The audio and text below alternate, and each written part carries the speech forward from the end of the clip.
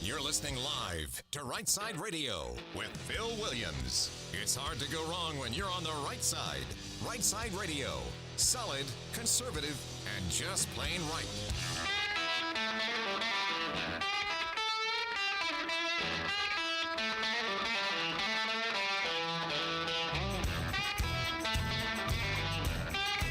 Alabama and Tennessee syndicated news talk leader, Rightside Radio. Phil Williams here live in the Rightside studios. Man, we got the local, the state, the national covering down on all the issues. And oh yeah, like the dude just said, solid, conservative, and just plain right. Well, welcome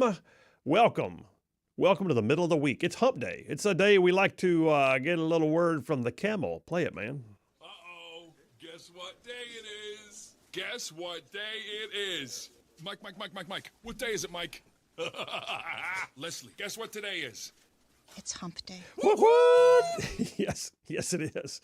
It is hump day. I never get tired of that audio. I never get tired of it. That commercial is like 10 years old or something. I know. It's still great. It's just awesome.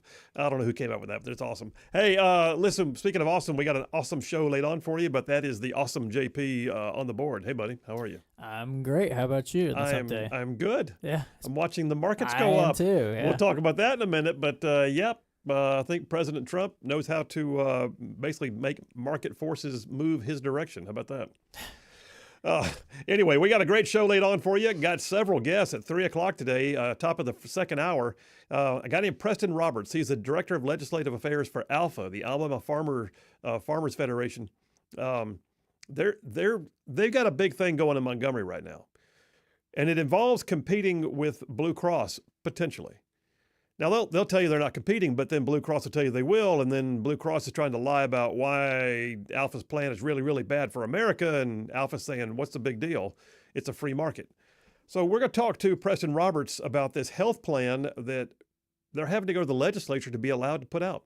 We'll talk about that at the top of the first hour. Then at 4 o'clock at the top of the third hour, you know the deal, it's Wednesday. So we have the Grand Council with Jeff Poore and Dale Jackson joining me, and we ping each other with questions and just see where the facts may fall.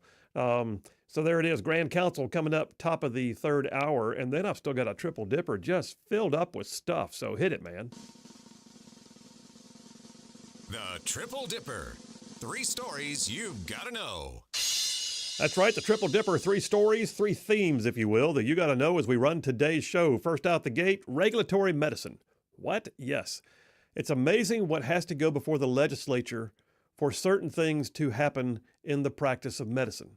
Some make sense, some not so much. We'll talk about it because there are things happening right now in Montgomery, in the state capital for Alabama, that are absolutely regulatory as to medicine. So we'll talk about that as number 1 of the Triple Dipper. You're going to want to know. Number 2, big, beautiful energy, baby. Big, beautiful energy. So Trump had a presser yesterday with the guys from coal. Coal showed up in the White House, and oh man, we're going to burn some coal. We're going to drill, baby, drill. We got to maybe all the above. How about that? We're just not going to go ahead and do subsidization of a false market for green energy that can't sustain itself. If it can sustain itself, great. But yeah, we're talking about big, beautiful energy, number 2 on the Triple Dipper. And then number 3, which I'll talk about a little bit here in my monologue, ditching the censors. We're finding out a lot lately. DOJ is uncovering things. The White House is uncovering things. Basically the DOJ is uncovering things, and Congress is uncovering things. And what we keep finding is that more often than not, the Biden administration was content to actually censor us. And we'll talk about it. Ditching the censors, that's number 3 on the Triple Dipper. All right, let me jump on into the Rightside Way opening monologue, and I'll remind you guys that Stan McDonald, a law firm, the law firm of Wilmer and Lee, he's a partner there. He is the sponsor daily of the Rightside Way monologue, and I'll tell you more about Stan here in just a minute. So we've learned, like I said, in recent days that the effort of the left to curtail our freedom of speech was even greater than we thought it was. It wasn't about telling us not to speak, always. Sometimes it was about telling us what we were allowed to speak. There's a difference.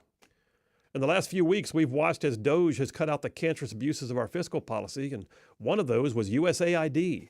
which we now learn was a huge funder of these organizations that call themselves official fact checkers that media relied on.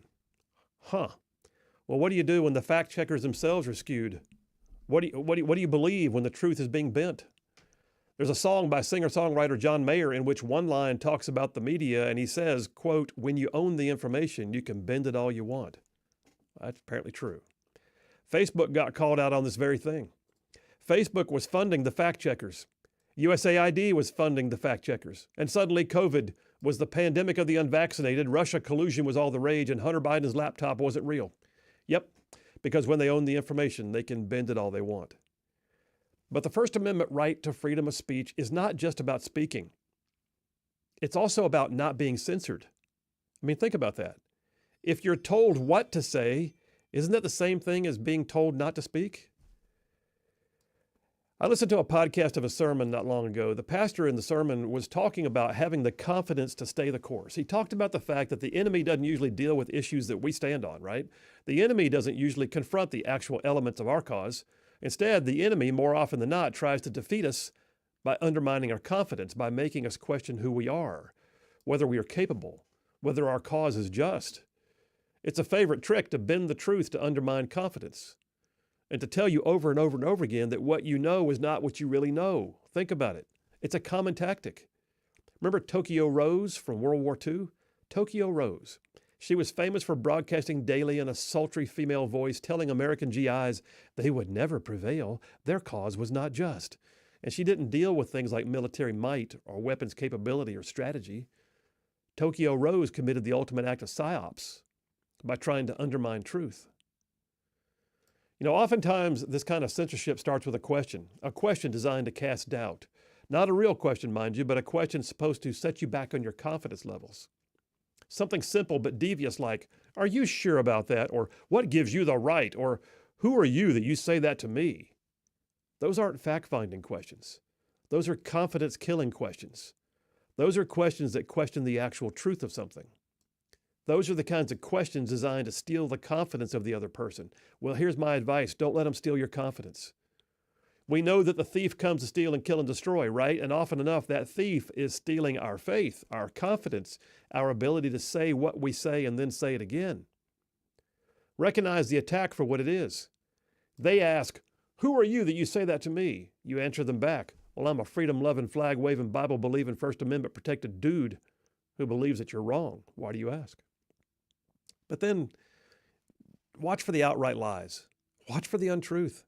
Watch for the actual effort to bend the facts and tell you that what you thought you knew was not really real. Because the left likes to call that disinformation. I call it a lie.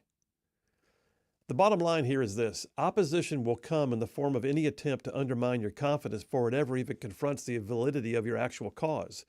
I'm saying see it for what it is. We've learned of late, by the way, that the Biden administration did everything that it could to bend reality. They even went so far, if you remember, to create the official Office of Disinformation with a left-wing nut job who kept that job for all of 4 months until the whole thing very publicly imploded. I mean, has there ever been a more egregious example of Big Brother government than Biden appointing Alejandro Mayorkas to be Secretary of Homeland Security, who then created the Office of Disinformation? I mean, think about that. It was the Department of Homeland Security, meaning that the Office of Disinformation was going to work on cleaning up what Americans think and say, not other countries. My friends, that's called censorship. The First Amendment right to freedom of speech, it was designed as the first part of the actual list of inherent rights, not privileges, not opportunities, not possibilities, but actual rights that we enjoy as citizens of the greatest country on the face of the earth. A list of liberties in those Bill of Rights that was not only well thought out and carefully worded, but it was also born of necessity and from the very experience of the Founding Fathers and the citizens of that time that were living in the new United States of America. The very First Amendment involved speech. It said, quote, "Congress shall make no law respecting an establishment of religion or prohibiting the free exercise thereof or abridging the freedom of speech or of the press or the right of the people peaceably to assemble and to petition the government for redress of grievances." And the part I'm talking about today is abridging the freedom of speech. Abridging. What does that mean? It's not just telling you you can't speak. Sometimes abridging is telling you what you're allowed to speak. Look, there's a reason why this one was first. And truthfully, we could talk all day about each portion of that: the exercise of religion, the freedom of speech, the press, the right to peaceably assemble, the right to petition the government. They made a big stick when they wrote that First Amendment. And so much of what gave rise to the onset of the Revolutionary War, the Declaration of Independence, the establishment of our republic, much of that is packed into the very First Amendment at the front end of the Bill of Rights. But free speech is not just being told you can say something. Like I said, free speech also comes from not being censored by your government, not being canceled by your government, not being lied to by your government. As a private citizen, sure, I could stop you from telling lies in my house, but your government can't. And there are places right now in this world where those concepts that we call our First Amendment rights are alien, especially speech. We live with the actual right to speak, to worship, to assemble, to hear news, even to sue the government. But yes, there are limitations, and I get that. There are. I'm an attorney. I studied constitutional law. If your free speech is designed to incite violence or mayhem, no, that's not allowed. If the press chooses to willfully slander or defame you, well, there's means by which they can be held accountable. The government can step in and tell you you cannot paint your Antifa slogans on the statues downtown. Okay, you can't claim freedom of speech by destruction of property. If you gave a speech calling for the death or destruction of your political opponent, that would not be allowed to stand. If a city council tried to pass a law saying Christians can't run for local office because of their beliefs, that would not fly. But you can, even though when you're wrong on those things, the First Amendment gives you a right to your own day in court if you want to contest the fact that it's wrong. Like I said, these are not privileges, permissions, or entitlements. They're rights. And the very first one out the gate, the one that sets the stage for all else, the First Amendment says that we have the right to speak. And I got to tell you, I think we also dodged a bullet with the November election of Donald Trump and a Republican majority in the House and Senate, because the Biden administration was hell-bent on curtailing free speech. They were. They had a whole office being set up solely for the purpose of making sure that Americans didn't say anything, think anything, act on anything that the Office of Disinformation believed differently about. But you see, this is a free land. This is a nation of laws. And among all the laws of the land, the overarching authority is the U.S. Constitution. And when it was amended by the Founding Fathers, it was to enhance the original rights by clarifying them. And the very first one in line, was the right to have a say, to have a thought of your own, to have an expression of your belief, all without the government telling you otherwise. It's as if the Declaration of Independence was summarized in one amendment to the great Constitution. It's freedom. Do not take it for granted, and do not let them tell you what you're allowed to think. And that's a wrap for the Rightside Way. Yeah, it's an amazing thing when you stop and think about how much the Founding Fathers put into getting the amendments to the Constitution right, the Bill of Rights. And those Bill of Rights, those first 10 amendments, they're huge. I'd encourage you, just read them and study them. Second only to Scripture in my life in terms of the import of them. But yeah, the First Amendment, it's first for a reason. Phil Williams, Rightside Radio. Y'all stay tuned. We'll be right back.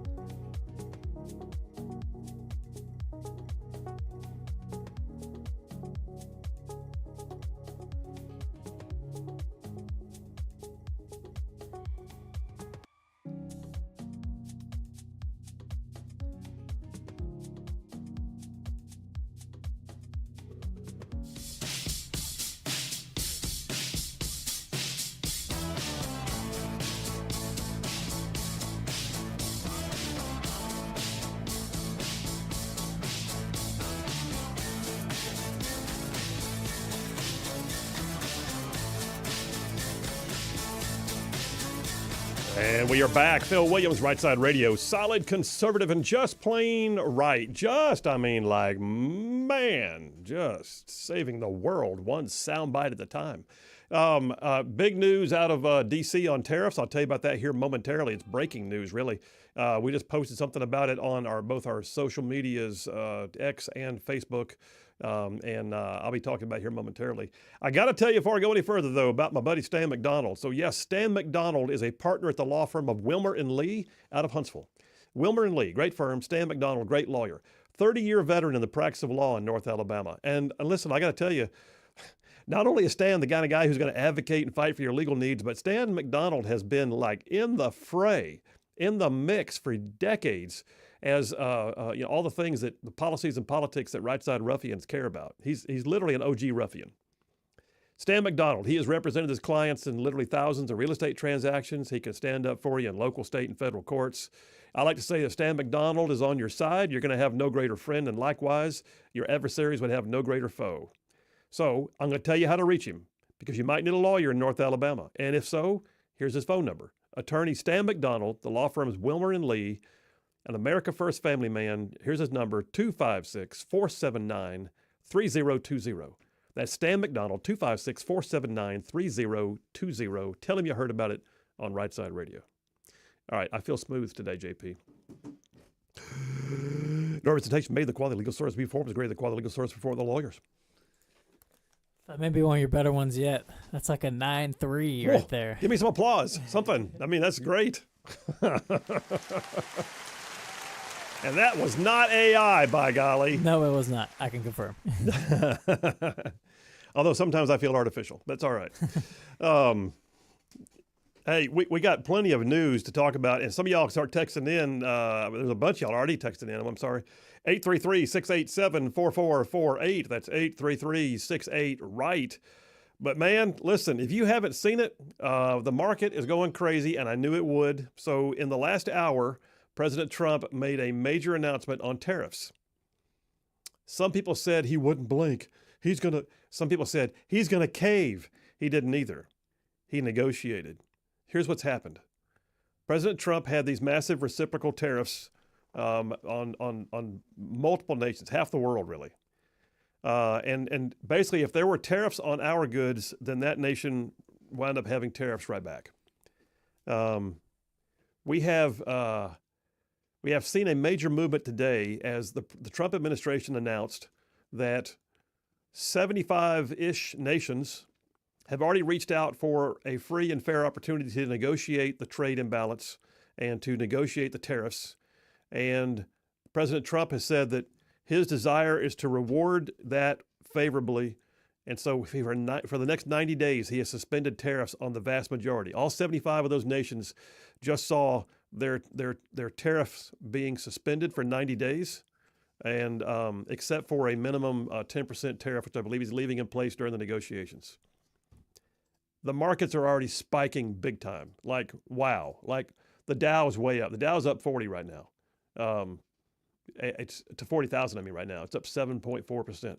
But all the market indicators immediately went through the roof. I knew they would, because what happens is they're watching and they're seeing that President Trump is actually willing to negotiate, except for Canada, the EU, and China. Believe it or not, two are allies, one not. China, on the other hand, now there was some negativity coming from Canada and the EU, but China actually slapped on a very punitive retaliatory tariff, and Trump countered with a 125% tariff on Chinese goods. So trade war with China, we'll see where it goes, but right now the markets are excited about the fact that the art of the deal is fully engaged. More to come. Phil Williams, Rightside Radio. Y'all stay tuned. We will be right back.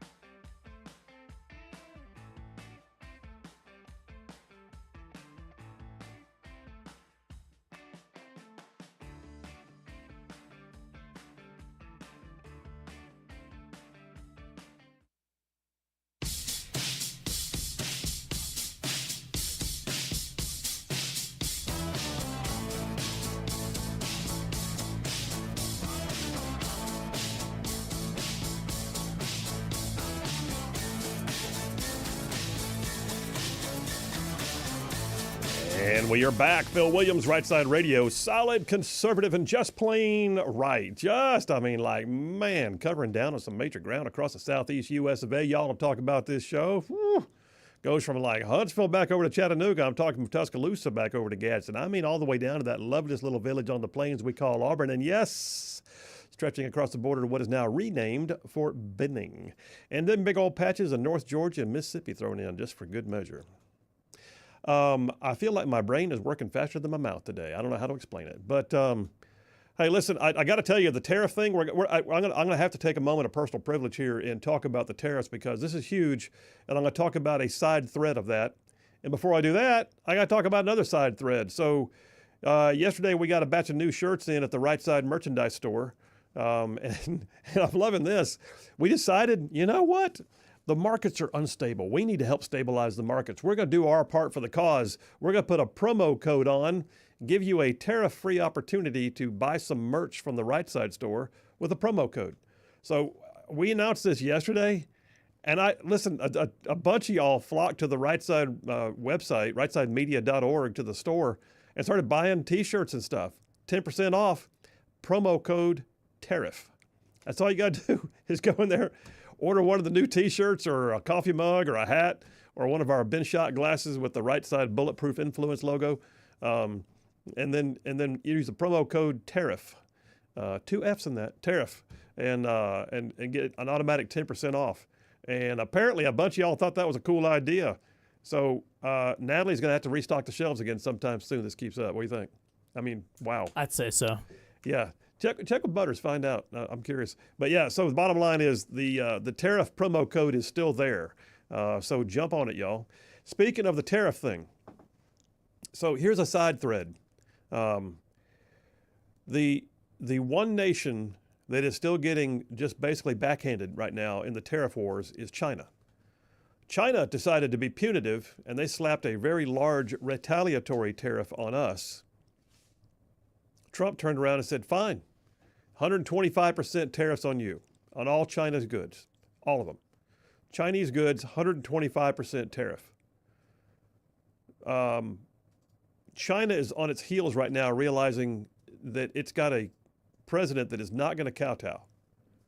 At the same time, I say this. You've got Pete Hegseth, Secretary of Defense Pete Hegseth, is down in Panama. I'm watching right now as he is given a recent press conference in front of the Panama Canal. And here's his words. He said, China, this is actually off of his Twitter feed. He said, China did not build this canal. China does not operate this canal. China will not weaponize this canal. Together we will take back the canal from China's influence. What you're looking at right now is, and I've said it before on the show, but I don't hear anybody else describing it like this. In the projection of foreign policy power, you can imagine it under the acronym of DIME, D-I-M-E. And if I've said this multiple times, forgive me, but I think it's very, very relevant right now. DIME, diplomacy, intelligence, military, and economic. Diplomacy, intelligence, military, and economic. You've got right now the Secretary of Defense, not the Secretary of State. The Secretary of Defense just went down to Panama. There's a double signal there. Within DIME, military is one of them. What we apparently just negotiated today, and this is all breaking news, what we apparently just negotiated today in Panama with the Canal Zone Authority is a rite of passage for free. Remember, they were charging us millions. A rite of passage for free and first priority for passage for all U.S. warships through the canal that we built. That's the first step. The Secretary of Defense is the one who went down there. If this had been the Secretary of State, you look at it and go, okay, we're dialing in on the diplomacy effort here. No. This is / diplomacy with a big stick. This is a SecDef going down there and arranging that. At the same time, within DIME, the E is economic. Look at those massive tariffs on China. China's on its heels. Now you're going to wind up seeing, I guarantee you, something's going to happen with regards to our relationship to Taiwan. Watch. What we're doing right now is keeping China on its heels and not allowing them to gain an upper hand. Now, it doesn't mean they're done. Doesn't mean they're out. By the way, the whole Greenland conversation, Greenland, the idea of that, just a week ago, we're talking about buying Greenland or negotiating Greenland. Who went over to Greenland? The Vice President of the United States went to Greenland. Why? Why Greenland? It's just, we don't want more territory. We need a new base. China. Why China? Because China opened up what they call their Polar Silk Road. China is using the waters in and around the Arctic and claiming rights to them that they don't have. Greenland can't do a thing about it. Denmark, who is the presiding authority or government over Greenland, won't do anything about it. But Trump says we can't let that happen. There's no way in the world we can sit idly by. So you got the vice president went to Greenland, puts China on notice. You got Trump, who puts 125% tariff on China, puts them on economic notice. And then you've got the SecDef down in Panama. China's on notice. I'm telling you, folks, you're watching Dime. They've got somebody in there who's saying all 4 of the acronym pieces of Dime have to be in play for us to have effective foreign policy protection. Tell me what other radio show is telling you that right now. Doubtful anybody else. Wow, what a day, man. This is a day. This is a day for news. And by the way, CNN, look how dour they look. Oh, the markets are up. Darn it. They can't stand it. I mean, the S&P is up 9% right now. Yeah. The Dow is up 7.3. I'm waiting to see what the other indicators are, but they're flashing them up as they go. But yeah, there it is. The Nasdaq's up 11.7. It just went up while I was looking at it. All market indicators are climbing. Oh, I should have seen the bottom ticker over there on Fox. Yeah, wow. Which Scott Bessent, I mentioned to you before the show even started, like this was more than likely the end goal of, with the reciprocal tariffs.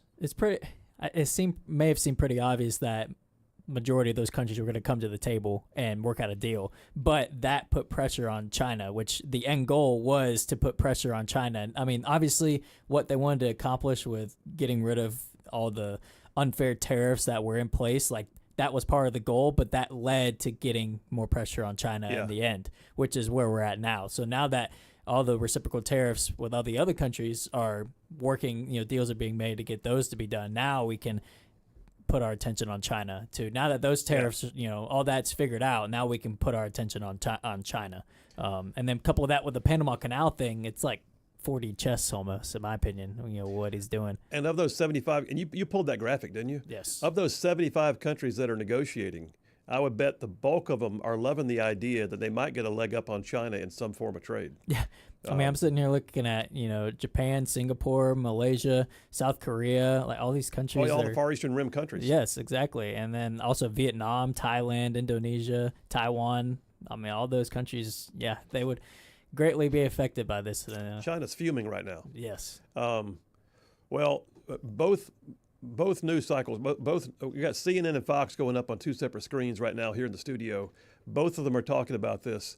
And the one on the left, you've got a grocery store owner who's telling CNN, I'm going to sleep like a baby right now with this tariff pause. This is awesome. They don't look like they're happy to hear that. No, they're not. And over here on the right, on Fox, you've got a steel company CEO who's grinning from ear to ear right now because the impact of tariffs is helpful to him, but he also understands the market. He just gave a thumbs up to Martha McCallum. I'm telling you right now, you're going to wind up seeing, there they are. They're the markets. Listen, the end result of this is, you guys, is Trump knows how to negotiate, and he's the art of the deal guy. He wrote the book, The Art of the Deal. And what you're watching is the art of the deal. And he is putting China on notice that you will not prevail over U.S. interests. And we're going to use every aspect of the acronym DIME, diplomacy, intelligence, military, economic, so that you understand that we will continue to be the United States of, by God, America. That's just cool, man. I've already seen an AI picture of Xi Jinping reading The Art of the Deal on Twitter today. Did you really? I did, yeah. It's already going viral. Was it like one of those AI videos, or was it an AI picture? Very good, a very convincing AI picture of Xi Jinping sitting there reading The Art of the Deal. You know, the only thing better would be an autographed copy. Let me get a few text messages real quick. John from Huntsville says, Phil, since you already covered everything, I asked you in my first text, I'll just say perfect 10 for Phil on his Stan McDonald bit. Thank you very much. He does say, by the way, in his original one, Phil, fantastic monologue and happy hump day. Thank you, sir. Also, did you hear Trump announced? Yes, I did. Tariffs. There you go. And everything, all the Dow and everybody's up. Cool. Adam from Athens says, as of 3 hours ago, Amazon has canceled all orders from China and Southeast Asian countries. Wow. I have not seen that. Wow. Scott from Athens says, permission to speak freely, sir, which, by the way, was the title of my monologue, Speak Freely. He says, permission to speak freely, sir. I used to watch a lot of CNBC because I started investing for myself years ago. I was often appalled at the love fest some American CEOs had for the Chinese Communist Party control over its citizens. Can't help but think this was a beginning for the coming censorship. Let's export and crush CCP. God intervened in Butler, Pennsylvania. Let America rise up. Signed, bold talk from a one-eyed fat man named Scott. True grit, brother. True grit. Jeff from Indiana. By the way, I'm going to go ahead and say this for Jeff's benefit. All y'all ruffians out there who are praying people, pray for Jeff and his family right now, because the Ohio River right next to his house has been rising, and it's up to the edge of his garage right now. I mean, literally, he showed me a picture. The water's up to the edge of his garage. So, Lord, we bless you and we praise you and we thank you for the fact that you can calm the storms, and you can also put the storms at bay and the waters can recede. In Jesus' name. All right, so Jeff, keep us posted. In the meantime, he's still texting. He says, hey, Phil, what are citizens supposed to do when the government denies you your constitutional rights? And don't say beat them at the ballot box, because in the 2020 elections, there's a lot of unconstitutional elections. I get it. He said, so I say the people who stormed the Capitol on January 6th are just as patriotic as George Washington, the Continental Army. Tell me how this is not correct thinking. Why, Jeff, why don't you just go ahead and just fling a wing-ding text at me that's off the topic? But no, I'm not saying they weren't patriots. Some of them truly weren't. Now, some were rabble-rousers. Some, and they never should have done it, though. Nobody should have done anything to break the law that day. However, the fact that there was that level of fervor is what the left does not want to talk about. The left only wants you to believe they were trying to overthrow government, which they weren't. Because if they were, you would have seen, an armed invasion. You would have seen a coup. You would have seen the replacement of constitutional officers. You didn't. You saw people who were mad, who wanted someone to know they were mad. I mean, it was more like a Boston Tea Party than it was a revolution. But yeah, it was never what Liz Cheney wanted it to be. Adam Kinzinger. Herb from Gurley, Alabama says, here's another confidence killer I've faced several times. Quote, you are the first one to ever complain about this, end quote. So that mantra is intended to marginalize you. I heard this comment, even after talking to others who already complained before me. Yeah, Herb, perfect, you're right. Sir, no one's ever, I'm sorry, sir, you're the first one to ever complain. No, I'm not. I know I'm not. And the fact you did it so badly means I can't be. Bruce from Springville, last two. Zuckerberg and his bootlickers are no more than a modern-day Nazi Joseph Goebbels. Now he's trying to kiss up to the Trump administration because he got caught. I agree with you. And then Dave from Capshaw sends me a picture of a book called Grant Writing for Dummies. It's about yesterday's discussion on where do these grants come from. All right, that's enough of that. We're going to take a break. We'll come right back, and I got to jump into the topic because I got somebody calling at the top of the hour. Regulatory medicine. You guys, there's crazy things happening down in Montgomery, and we'll talk about it. Phil Williams, Rightside Radio. Y'all stay tuned. We'll be right back.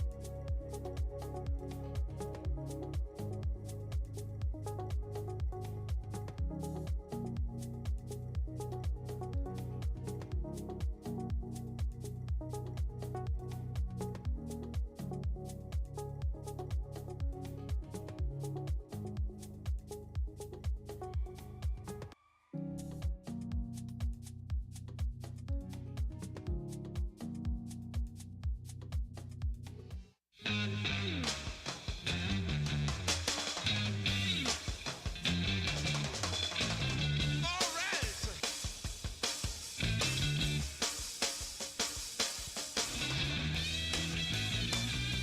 we are back. Phil Williams, Rightside Radio. Solid, conservative, and just plain right.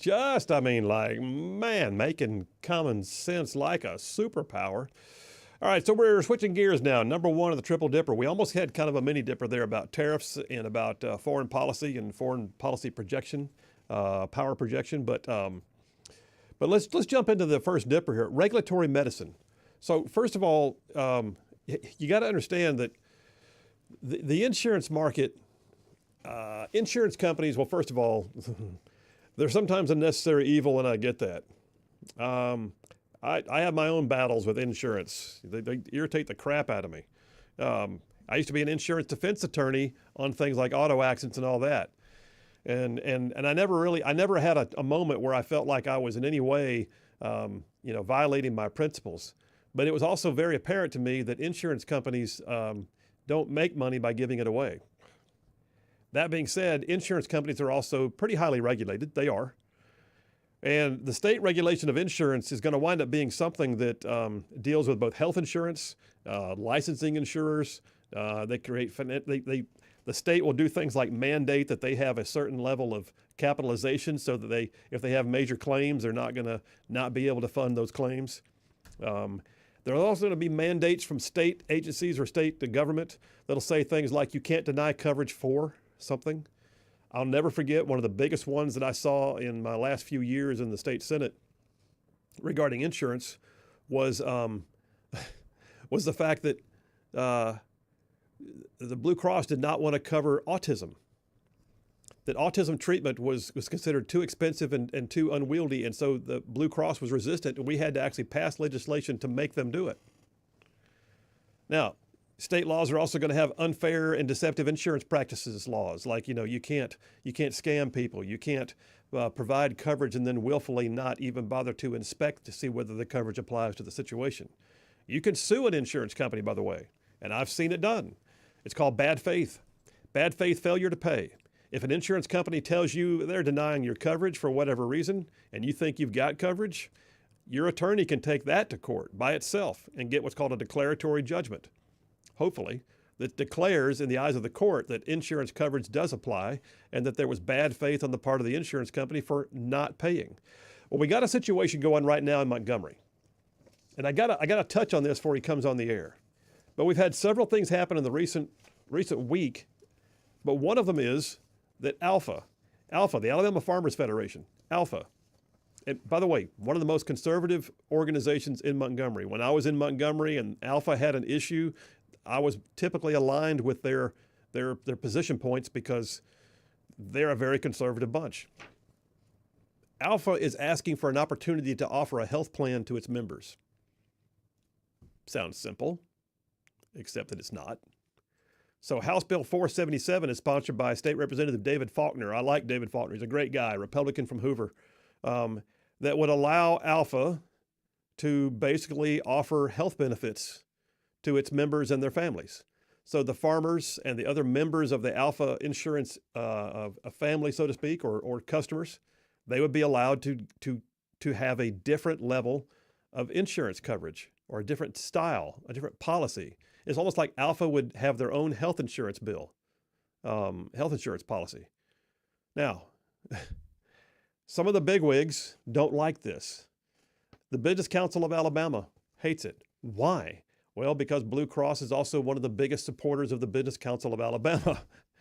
And then, of course, Blue Cross hates this. Blue Cross has a virtual gridlock, a monopoly in the state of Alabama. And then the Alabama Hospital Association doesn't want it. Why? Why would the Hospital Association want another insurance provider? You know why? Because it's going to create market forces that they don't want to deal with because it's their bottom line. And they don't want to have to deal with the idea that someone has a benefit that is going to be a lot of people that might pay differently than what they're used to with Blue Cross. So all said and done, you got to ask yourself, what's good for the citizens versus what's good for the companies? And if Blue Cross does not want competition, that kind of tells you something. And it gets me into my free market libertarian mode. If they don't want competition, why would that be? Well, coming up next, we got a guy named Preston Roberts. He's the Director of Legislative Affairs for Alpha. We'll get a straight up from him as to what's happening with this bill and why this bill even exists. Phil Williams, Rightside Radio. Y'all stay tuned. We will be right back.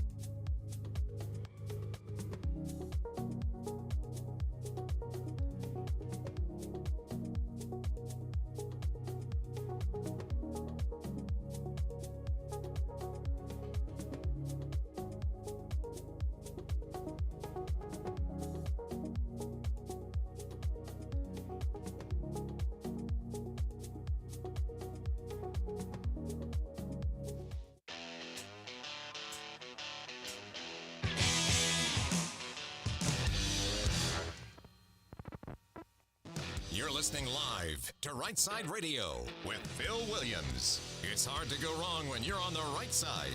Rightside Radio. Solid, conservative, and just plain right.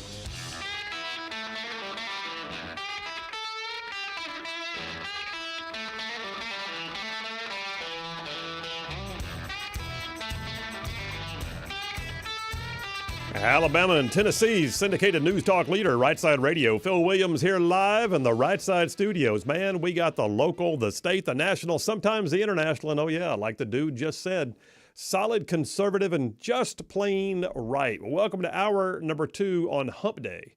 We're going to get you all the way to go home time on a Friday, but right now it's Hump Day. You are halfway to the weekend. In the meantime, we're still in number 1 of today's Triple Dipper, and I'm just talking about the regulation of medication. I mean, you've got any number of things that have to happen in state and sometimes federal government related to the medical industry, whether it be insurance or pharmaceuticals or whatever else.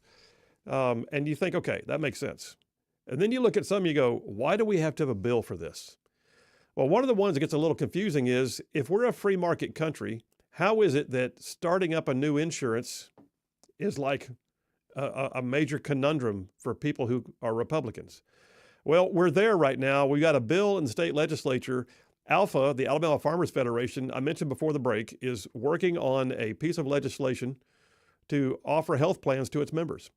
I'm going to bring on somebody who knows about it firsthand because he's been working the issue pretty heavily. Preston Roberts is the Director of Legislative Affairs for ALFA, and he's on the phone right now. Preston, how you doing? Hey, Phil. I'm doing well. Thanks for having me. Yeah, man. Thanks for making some time. I guess you've been in the State House today, huh? It has been full speed ahead today and really this week and over the past probably 6 weeks as we work on this health plan piece of legislation. Well, I talked to one of your guys, I don't know, several weeks ago. He told me this was your legislative priority for the year. Am I right in saying that? That is correct. Yeah, we have been hearing a lot from our members that are really, it would shock most people to hear what they're paying per month in premium cost. Well, and that begs the question. That may be the why. I'm sure there's a business decision here for ALFA. You guys are already in insurance and a variety of other different policy venues, but you've not been traditionally into the health arena.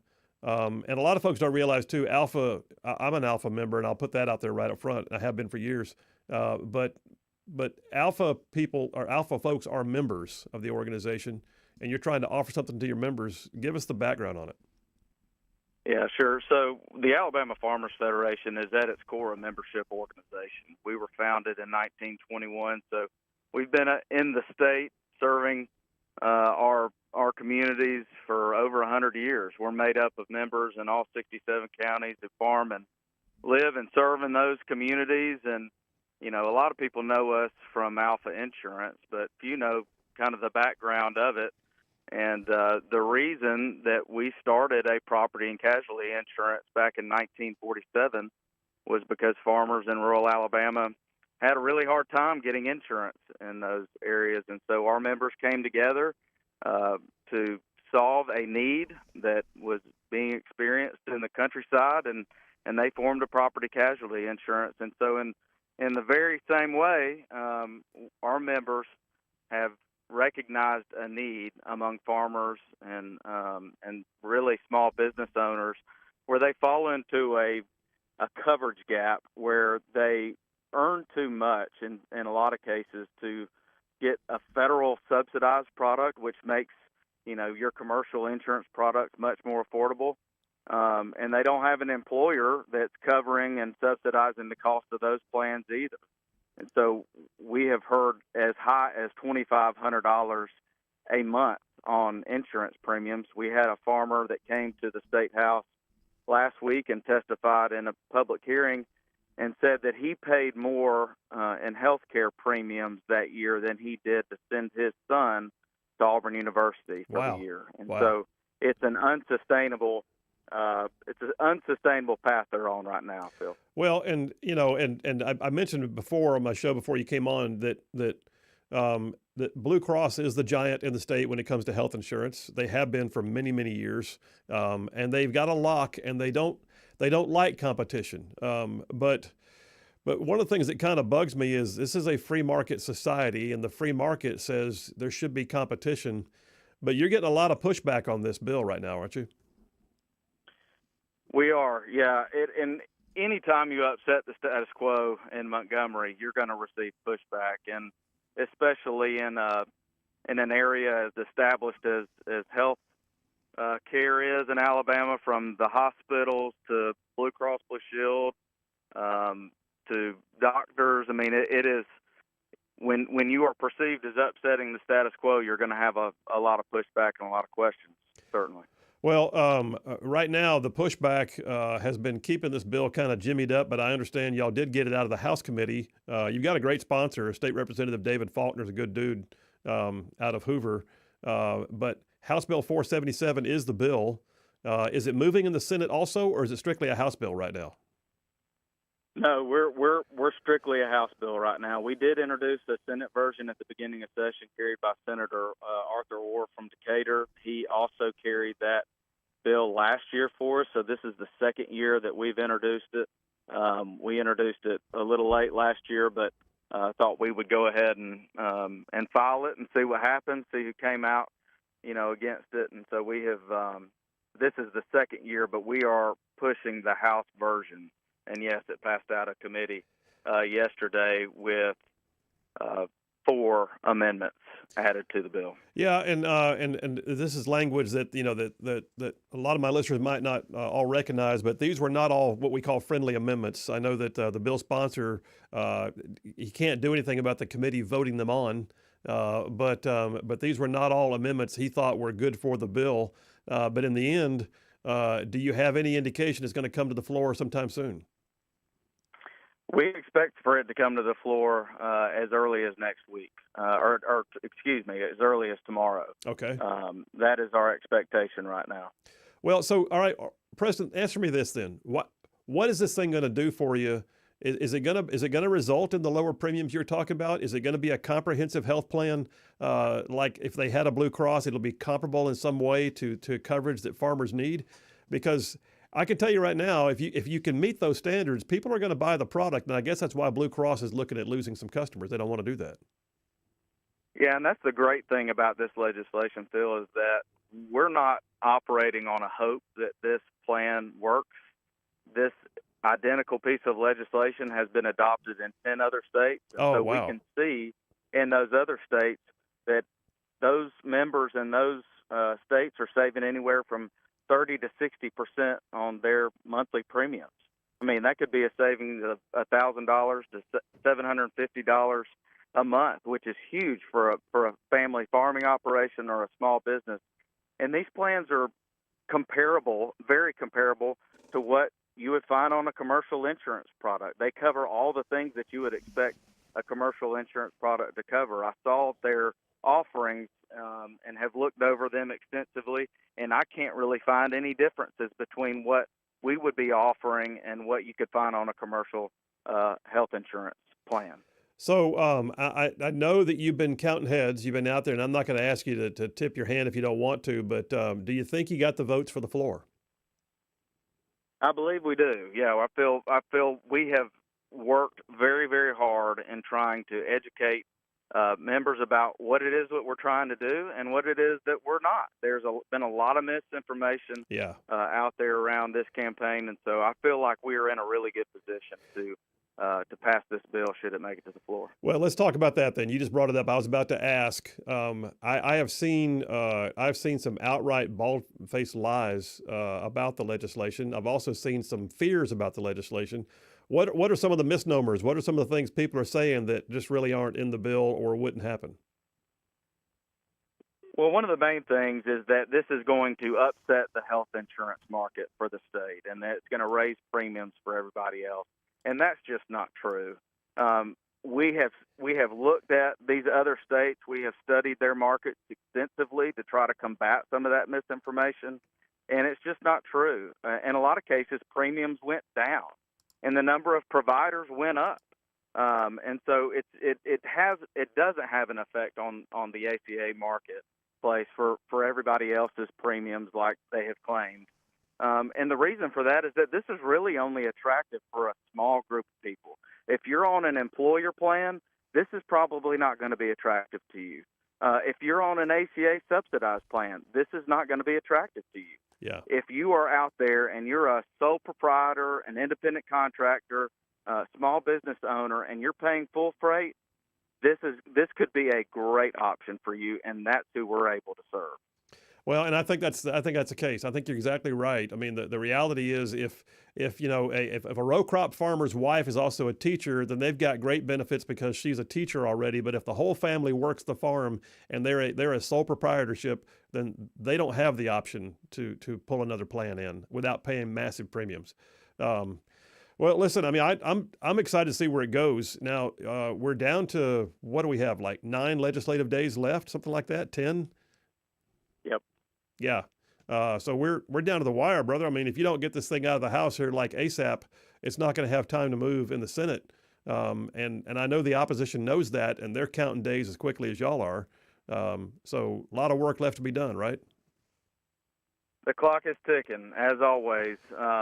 And yeah, we've got to move fast, but we have done a lot of work on the front end and trying to negotiate a lot of, the concerns that members may have. And so I'm hoping that pays off and that once we get moving, we move really fast. Well, I would love to stay in tune with this because this hits a lot of the markers. I mean, first of all, Alpha was an organization that I was almost always aligned with when I was in the Senate myself. And then at the same time, you guys stand up for conservative principles and for farmers. And then there's also the piece of this that I think needs to get talked about more. There's a thing called the free market. And competition is what America is supposed to be about. And if y'all build a better mousetrap, it's just supposed to be allowed in, with maybe some stipulations, but you just don't deny the opportunity for the free market to be in effect. And I'm hoping that the free market Republicans down there in the State House take a look at it that way too. I agree. Hey, this isn't being forced on anybody. It's an option. Yeah, and that's a great point. All right, well, listen, we're going to stay in tune with this, but for right now, Preston Roberts, Director of Legislative Affairs for the Alabama Farmers Federation. Thanks for your time, man. Hey, thank you for having me. All right, take care. Yeah, that's so I've got several pieces of legislation that I want to bring up, but that was top on the list, and I didn't know we were going to have the tariff discussion, so it waylaid part of my conversation. So I tell you what, when I get back from this break, I'm gonna jump on into a couple more pieces you might want to know in terms of the regulation of medication down yonder in Montgomery. Phil Williams, Rightside Radio. Y'all stay tuned. We'll be right back.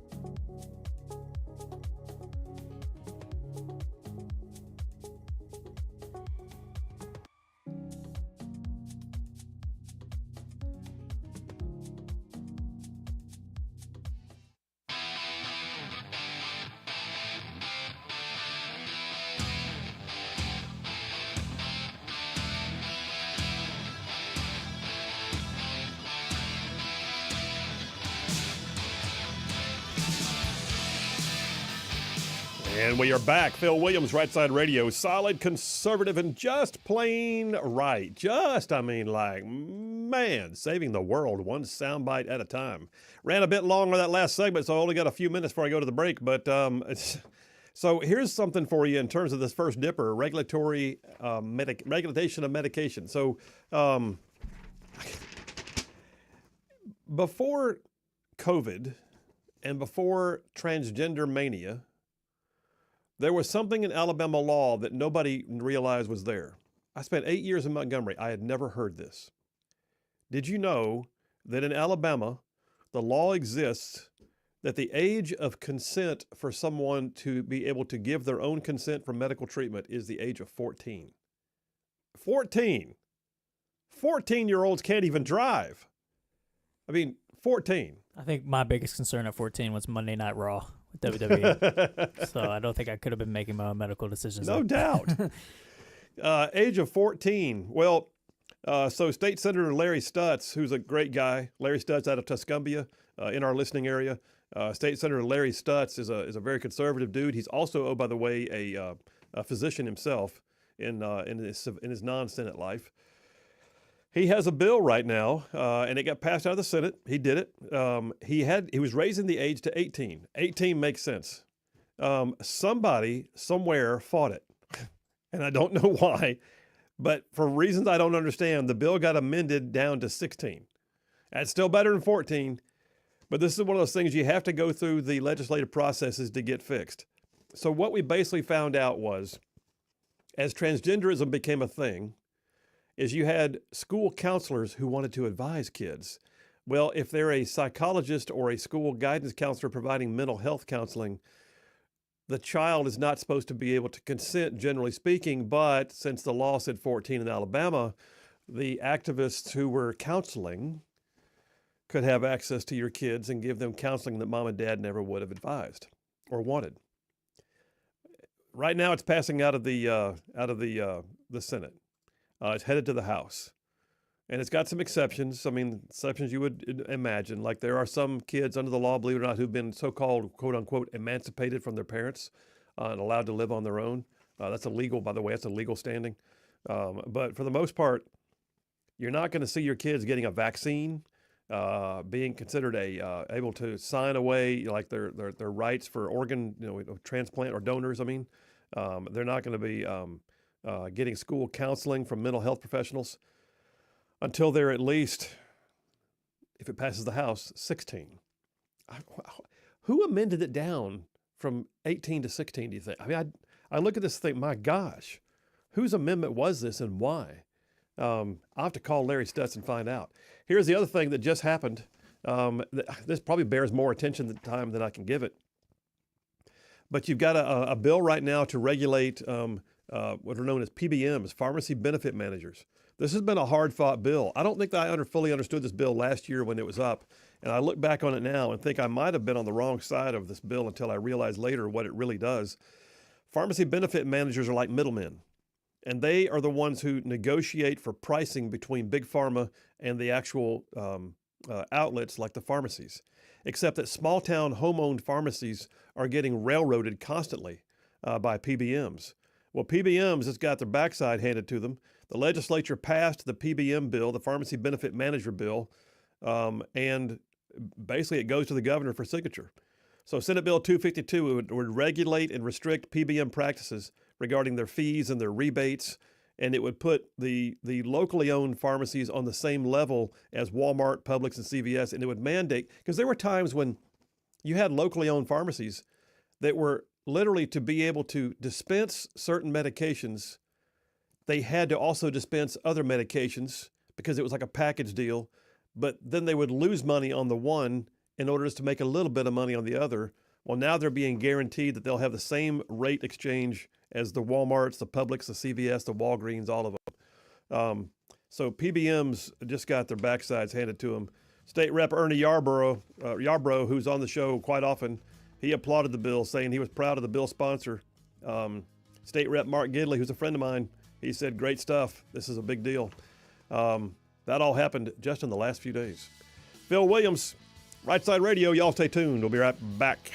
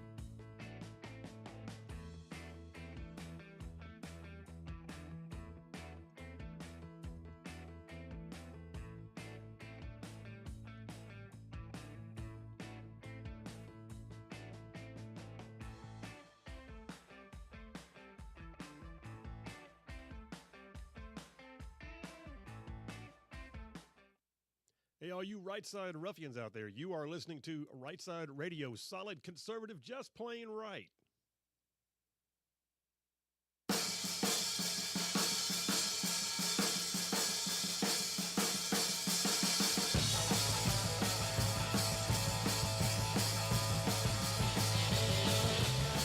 Oh, wow.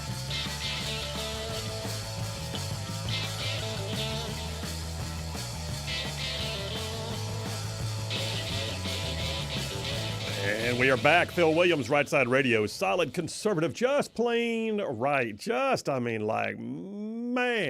making common sense like a superpower. Coming up top of the hour, which will be the beginning of the next hour, we're going to have the Grand Council with Jeff Poore and Dale Jackson, so stand by for that one. Breaking news just came across the screen as we're sitting here watching it, saying that the House has now just passed the budget blueprint in a 216 to 215 party line vote, meaning that the Trump budget blueprint appears to be past its procedural hurdles, and we could see the big, beautiful bill actually get passed like any time now, and that would be amazing. If it does, I believe that's the one that contains the extension of the Trump tax cuts, and also does more for border security and national security, all of it. More to come on that. As we see it, we'll talk about it. Let me to get a few text messages real quick. Tom with all the kids in Huntsville is giving me a text, and I'll have to look at. Tom, I can't do that. He's giving me something to ping Dale Jackson on. I can't do that. But then he also says, why can't we separate medical insurance from employment like auto insurance? I think because it's so expensive, Tom, to be honest with you. I think you can. You can actually you can buy your own policy. That's what he was saying these farmers are putting up with, is they're having to pay an individual premium that's not part of a group, and so they're not protected by premium increases as a group, and they're trying to get into that spot. John from Decatur says, so who pays the medical bills if the child is under 18 and the parents don't consent to the medical procedure? Exactly. Thank you. Point well made. The dollar signs will still flow back to the parent or legal guardian, even though the child gave consent. You told me the child can't go break his piggy bank and then pay for a gender change surgery. Tell me that's not. Well, I just have to advise you. Yeah. That no, it's not likely. Lynn from Knoxville, Tennessee says, as a nurse with a wife who is a pediatric nurse, yes, I did, and it's created a lot of yes, I did what? He's talking about he knew that the consent age was 14. Okay. Yeah, as a nurse with a wife who's a pediatric nurse, yes, I did. It's created a lot of problems for us, walking a fine line with parents who should have the right to know. Okay, there you go. Bruce from Springville says, if Blue Cross Blue Shield attempts to prevent Alpha from doing business in Alabama with medical, wouldn't that be a violation of the Sherman Antitrust Act of 1890? I don't know, because I think Sherman is an interstate as opposed to a inside the state. This may be different because Sherman Antitrust may actually operate at the federal level across state lines, and this may not be that. So I'm not sure, Bruce, to answer your question. Herb from Gurley, Alabama says, my insurance company forces me to order maintenance medicines from a certain large pharmacy chain. This puts smaller mom-and-pop pharmacies at a disadvantage, even though at least 2 small pharmacies are very near my home. And I think part of that is what we're dealing with right now. And yes, I've seen the same thing. In fact, what's very frustrating right now is Walgreens has decided to centralize their control. Basically moves it to Tennessee. Why? Because they weren't dealing with PBMs in Alabama. So hopefully this is going to make things better if they can get this thing passed. Or they did pass it, I'm sorry. Get it signed by the governor. All right, let me jump on the next dipper. We got a little time for the top of the hour. The big, beautiful energy. So listen, stocks right now are going through the roof. President Trump has suspended tariffs on those countries that are willing to negotiate. He is showing that the art of the deal is alive and well. But what he's also doing is he's working on a whole separate issue, because if you notice, he can multitask. Have you noticed this administration can multitask? Just a little bit, yeah. I'm not sure they sleep right now in the Trump administration. I think they decided they'll sleep in 4 years. Yeah, but that's what happens when you get a bunch of people that have their own lane and they're all type A, hyperactive, actually getting stuff done. This is the result of that. Like sleep is highly overrated in the Trump administration. Well, Trump issued an executive order yesterday that I thought was interesting. First of all, he had a major event at the White House with representatives of the coal industry standing all around him as he announced that he was going to be enhancing the ability of coal to become a factor again. But he also did this. He issued an executive order. I've got a copy of it. WhiteHouse.gov has it. Dateline yesterday. He says, my administration is committed to unleashing American energy. The removal of all illegitimate impediments to the identification, development, siting, production, investment in, or use of domestic energy resources. And he names them as oil, natural gas, coal, hydropower, geothermal, critical, and nuclear. He's basically saying, all you states out there, stop getting in the way. He says this, he says, I highlighted this one, Americans are better off when the United States is energy dominant. And that's true. We're not importing, we're not reliant, we're not subject to the whims of foreign nations, and we're also not spending massive amounts of our own tax dollars to subsidize a portion of the energy sector that can't be self-sufficient, aka wind and solar. Wind and solar works. It does generate electricity. I get that. Wind and solar is also typically not able to sustain itself in the market. And it's not like coal and nuclear is trying to drive it out. What we're seeing is that without government subsidies, wind and solar is typically not viable. It's cost prohibitive. It doesn't produce to the level that the investment requires to establish the infrastructure. Well, Trump points out many states, and he names some of them, New York, Vermont, California. Many states have enacted or are in the process of enacting burdensome and ideologically motivated climate change policies that threaten American energy dominance. And so the point of all this is, and this is awesome. By the way, think about where we just come from and where we are now.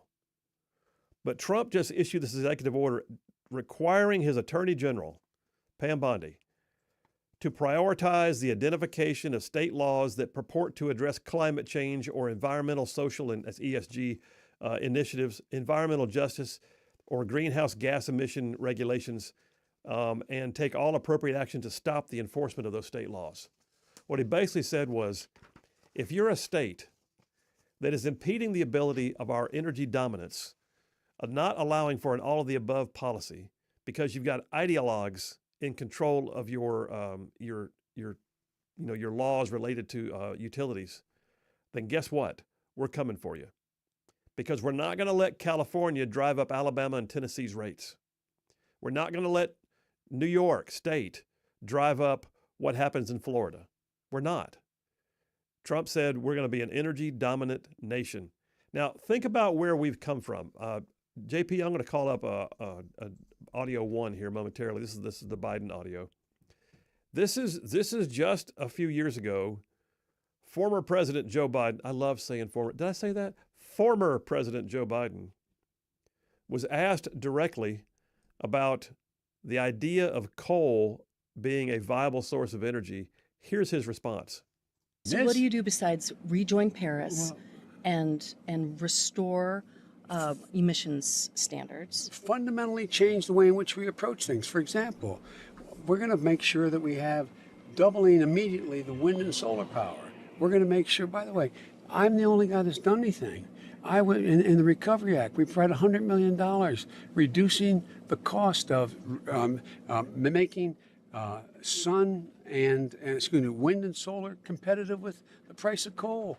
No one's going to build another coal plant in America because of the work we did in our administration. All right, stop. First of all, two things there. He's looking at crushing one industry, which this nation was built on.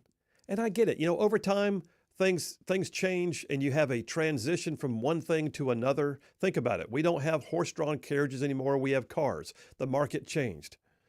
We don't have phones only on the kitchen wall at the house. We have phones in our pocket. Things change. We're not at that point right now. But he tried to force the point. He literally said, as President of the United States, he was going to make wind and solar competitive on par with coal. And oh, by the way, no one's going to build a coal plant anymore. He's crushing one industry in favor of another, which did nothing for the American people except spend your tax dollars to prop up a portion of the energy sector that is not self-sufficient. Wind and solar works, but wind and solar is not self-sufficient, and it's going to have to get that way. By the way, I'm just so glad I don't have to hear that rambling anymore. Oh my every God. day. I thought the same thing as his voice was in my ears right now. I thought, oh man, I have not missed that. Nope. Not a bit. All right, let's switch gears. Trump has an entirely different energy policy. You just heard the previous president, or at least when he was awake. You just heard the previous president, maybe even when he's not awake. I mean, just, I don't know, or was awake. The previous president saying he was going to crush certain sectors of the industry, and no one's going to want to build a coal plant, and we're going to subsidize, wind and solar. I'm going to call up 2A. All right, if you got it. Okay, you saw how I stacked those two. Okay. This is Trump speaking on a broad energy policy. Go for it. We will develop the liquid gold that is right under our feet, including American oil and natural gas, and we will also embrace nuclear, clean coal, hydropower, which is fantastic, and every other form of affordable energy to get it done. We will not only match China, we will be cheaper than China by a lot, and more energy will mean lower inflation, and it'll mean more jobs. I will cancel Biden's ruinous power plant rule, terminate his electric vehicle mandate. If you want to buy an electric car, that's fine, but you're going to be able to buy every other form of car also. And unleash domestic energy production like never before. What an amazing difference. Elections have consequences, don't they? So you're looking at right now, Trump brought the members of the coal industry into the White House. And they had a good time, by the way. He was cracking them up. And he was also making them feel welcome. They were no longer the ostracized, redheaded stepchild. They were welcome to the White House. Coal's not been welcome in the White House for a few years. But he literally signed an executive order yesterday that said we will reinvigorate America's beautiful clean coal industry. We will lift Biden-era restrictions on coal plants. We will strengthen the reliability and security of the electric grid by adding more coal, and we'll protect American energy from overreach by radical leftists in the states. My gosh, what a difference. Now, when he signed that executive order, and I'm going to go ahead, how much time do we? How long is that that next video, do you know? I mean, it's about 4 minutes, but you can pick where you want to play it. Yeah, I'll tell you what we'll do. Let's do this. We'll wind up playing that one, if at all, after the break. But Trump signed that executive order on coal while the miners in their hard hats stood there in the White House and cheered. And then, got selfies and slapped each other on the back and had a good time. What they're saying is we're going to grow this. And when I get back, I'll tell you what I'm going to do. When I get back from this break, I'm going to tell you what NPR had to say. Phil, did you go to NPR? I did. I go to these places so you don't have to. But NPR, they got their spin on where we are right now. You can only imagine. Phil Williams, Rightside Radio. Big, beautiful energy. We'll be right back.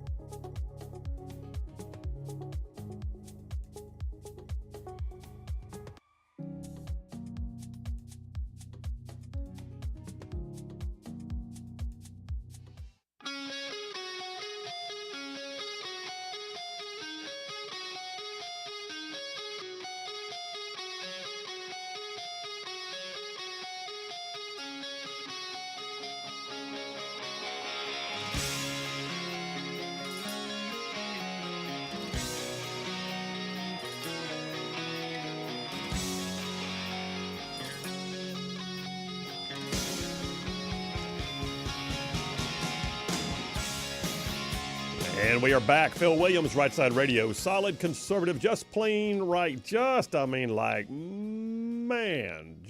pulling pins on truth grenades. That's what we're doing. So that piece I had from Red State that I referred to a while ago, I didn't say the date. It was dated yesterday. Headline was Miners Cheer. That's coal miners. Coal miners cheer as Trump signs an order to bring back energy dominance and has them laughing at his remarks on Biden. So he was in a friendly audience. Let's put it that way. Basically, he enabled all these things he's going to be doing to try and assist coal to get back on where it has been suppressed from. Because that's the other thing. The Biden administration loved the idea of subsidizing a portion of the market and propping it up. At the same time, they did just the opposite with coal, natural gas, by suppressing them on the market. So whereas people want coal, they couldn't get it. Whereas people want to build more coal-fired plants, they couldn't do it. As they wanted to mine more coal, they couldn't get it. They were regulated into oblivion. Well, it says in the article, Trump's new actions were embraced by coal miners, and I guess so. And he also praised him and took jabs at Biden. At one point, he said, for 4 years, Joe Biden tried to abolish the coal mining industry. They did everything in their power while he was awake, which wasn't much, shutting down dozens of coal plants. By the way, one of the things that I've come to understand is that there's real concern about our power grid because the advancements in AI require these server farms that are so massive, they draw so much energy that the grid can be affected negatively unless you've got plenty of additional generation capacity. And so you got to have an all of the above policy because we'll never get there on wind and solar. And even the left doesn't want to, but they'll admit that.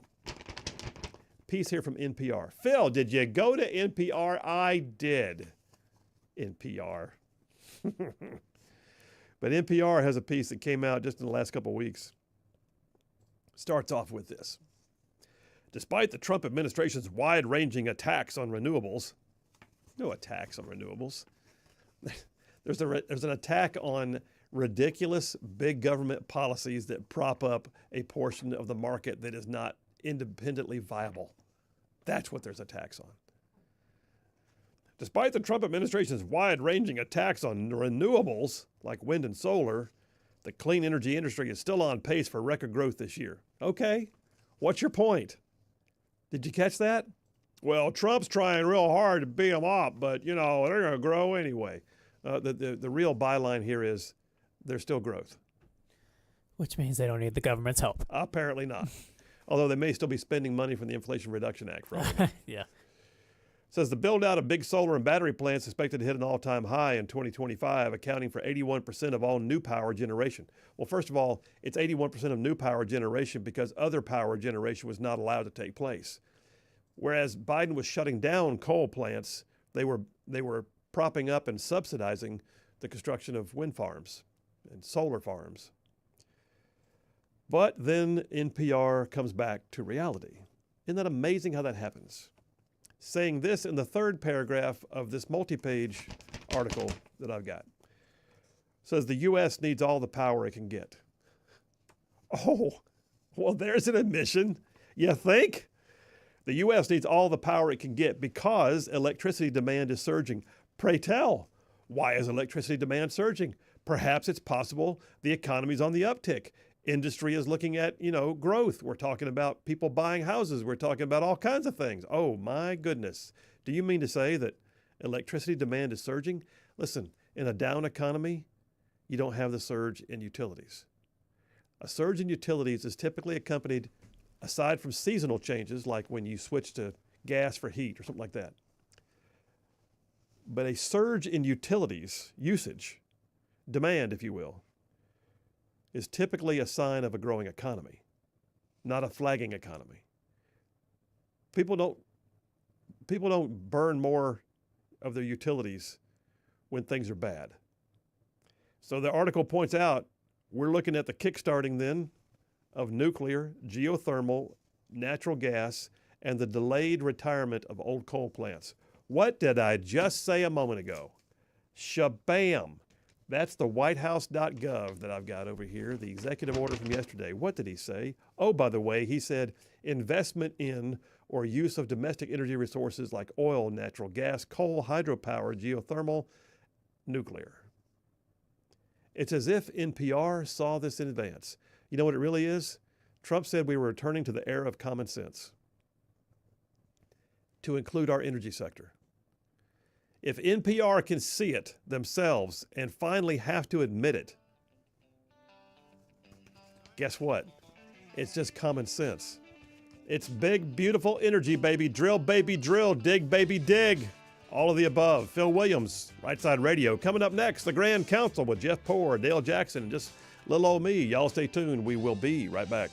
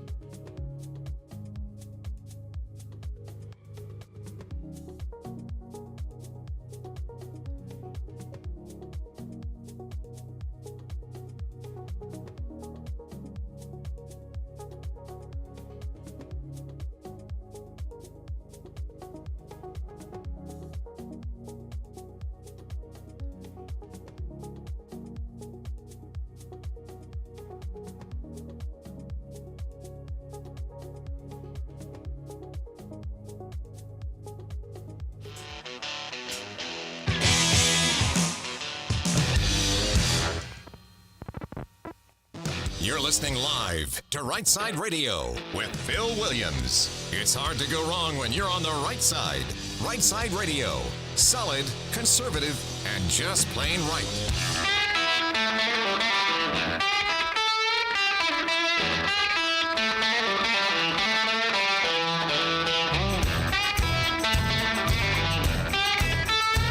Alabama and Tennessee syndicated news talk leader, Rightside Radio. Phil Williams here live in the Rightside studios. Man, we got the local, the state, the national, sometimes the international, and oh yeah, like the dude just said, solid, conservative, and just plain right. Well, welcome to hour number 3 on Hump Day. And you know the deal, man. We'll play the camel at the beginning of the show on midweek day, but at the end of the show, we have the Grand Council, where I bring in 2 of my brethren in talk radio. We talk through the issues. We ping each other with questions. We just find out what the opinions are. Sometimes we agree, sometimes we don't. But let me call the roll from down yonder in South Alabama. Host of the Jeff Poor Show on FM Talk 1065 out of Mobile. Oh, by the way, editor-in-chief for 1819 News. Also does work with Lanyap. Also does work with Breitbart. Hey, Jeff Poor, are you there? I am present. You are indeed. Thank you so much. And then turning northward, looking at 770 AM, 92.5 FM, WVNN out of Huntsville, host of the Dale Jackson Show. Also does work with Yellowhammer. Also allegedly is on other radio stations and TV stuff too. Apparently, we're calling him Dale Jackson. Are you there? Dale, my kid at the exact same time. Dale, you are coming in and out, man. We'll see if we can work with this. Are you sitting at the bar right now? What is happening? I wish I was sitting at a bar and picking up a kid from chess. Okay. Well, as long as your kid's not playing chess in a bar. All right. I pronounce a quorum. Hit it, man. Assemble the Grand Council. Ta-da. All right. Well, listen, Grand Council, we go with questions, and I'm going to see if Dale from the bar can go first. Dale, what you got? Hey, look, don't blame me. Blame Dr. Work. Here's my question. How are y'all stocks looking today? Well, right now, they're looking awesome.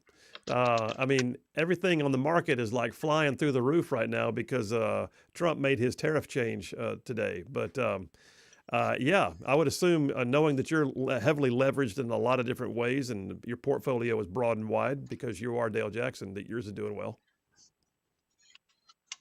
Am I right?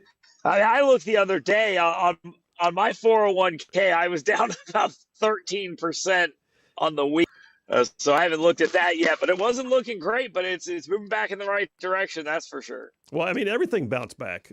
Jeff, chime in. The market, what are you thinking? Well, the reason why you're down 13% now is all that cumulus stock in your portfolio. You would divest. If you would divest of that, you would be in good shape. I mean, I haven't looked at my portfolio, and I just refuse to. It's just not the way to live.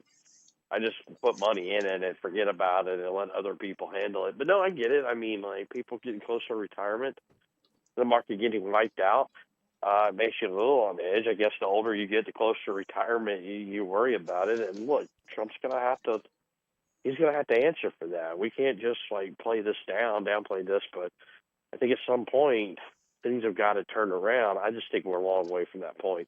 Well, but okay, you guys sound like you both haven't seen the news. Have y'all seen the news about the tariffs being postponed for the frozen? Yes. Yeah. Okay. So they've been frozen, the majority of the exception of China, and the markets are like climbing rapidly right now. So I think what you're watching is the art of the deal right now. We'll wait and see where it goes. But he played chess while the rest of the world was playing checkers with their 401k. So I think we're on a good track right now, and that's not likely to change unless there's some new instability. Now he can't keep doing this yo-yo thing every other day, but I think everybody got what happened. He responded to the markets. He found a way to reward those nations who are gonna negotiate, and here we are watching all the indicators go up. All right, fair enough. Simple question as you sit in the chess line. Jeff, what you got? Well, how much longer does this go on, and how do you feel about the strategy? I mean, it sounds like you feel pretty good about it, Senator, but there's some things I feel like they could have done better.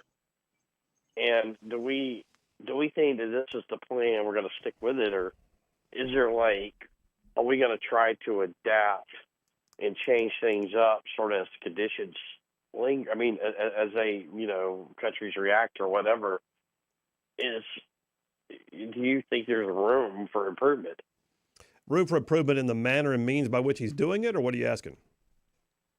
I mean, we're doubling down, tripling down, hanging out, or do you back off the some of the pledges? Like is he hammer down Trump, or will he look at this and change his the trajectory of how beholden we are to this tariff regime? So I think we got two things here, but they're running.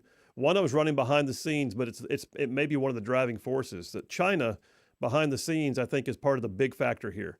This is a lot more than just tariffs and free trade with nations like Vietnam and India. This is putting China back on its heels, because if you notice, China went immediately into trade war posture, and we slapped 125% tariff on China today. China's on its heels, and then, oh, by the way, the SecDef went down to Panama today, put China further on its heels by entering into an agreement with the Panama Canal Authority. And then the VP went to Greenland last week and talked about China having its polar Silk Road disrupted by us having an interest now in Greenland. I think the vast majority of what you're looking at here is foreign policy, and the markets are just one of those tools to deal with China. That being said, no, I don't think he's going to change. This is what Trump does. I mean, it may not always be comfortable, it may not always be pleasant, it may not always be attractive, but he's made billions off of being fairly effective at shock and awe and negotiating the deals that he wants. Dale? He's a 78-year-old man in his second term as president. This guy is not changing one bit. This is it. The chaos is the point, and art of the deal, all the chaos is the point. So no, he is not changing. What's your own question, Jeff? You think he should change? I think there's some things that can be done better, to be honest. Like what? Look, I think the messaging is a little off. Like, people don't really understand what's going on. Not that he needs to win the court of public opinion, but it can be a little more easier to understand, because you do have a problem here with the media saying Trump's trying to tank the economy so that all his billionaire buddies can get richer, so whatever silliness that they're trying to send out. But I know Besant's done a decent job. I think Lutnick's kind of a blowhard. I think that the messaging, to me, should improve, but also like just how they handle the sort of the ebbs and flows of the market and explaining that too. But like Senator, if they had just said we're trying to pin China down in a way like that, or got some surrogate to do it, maybe not officially from the White House, I think people would be a little more receptive to the policy.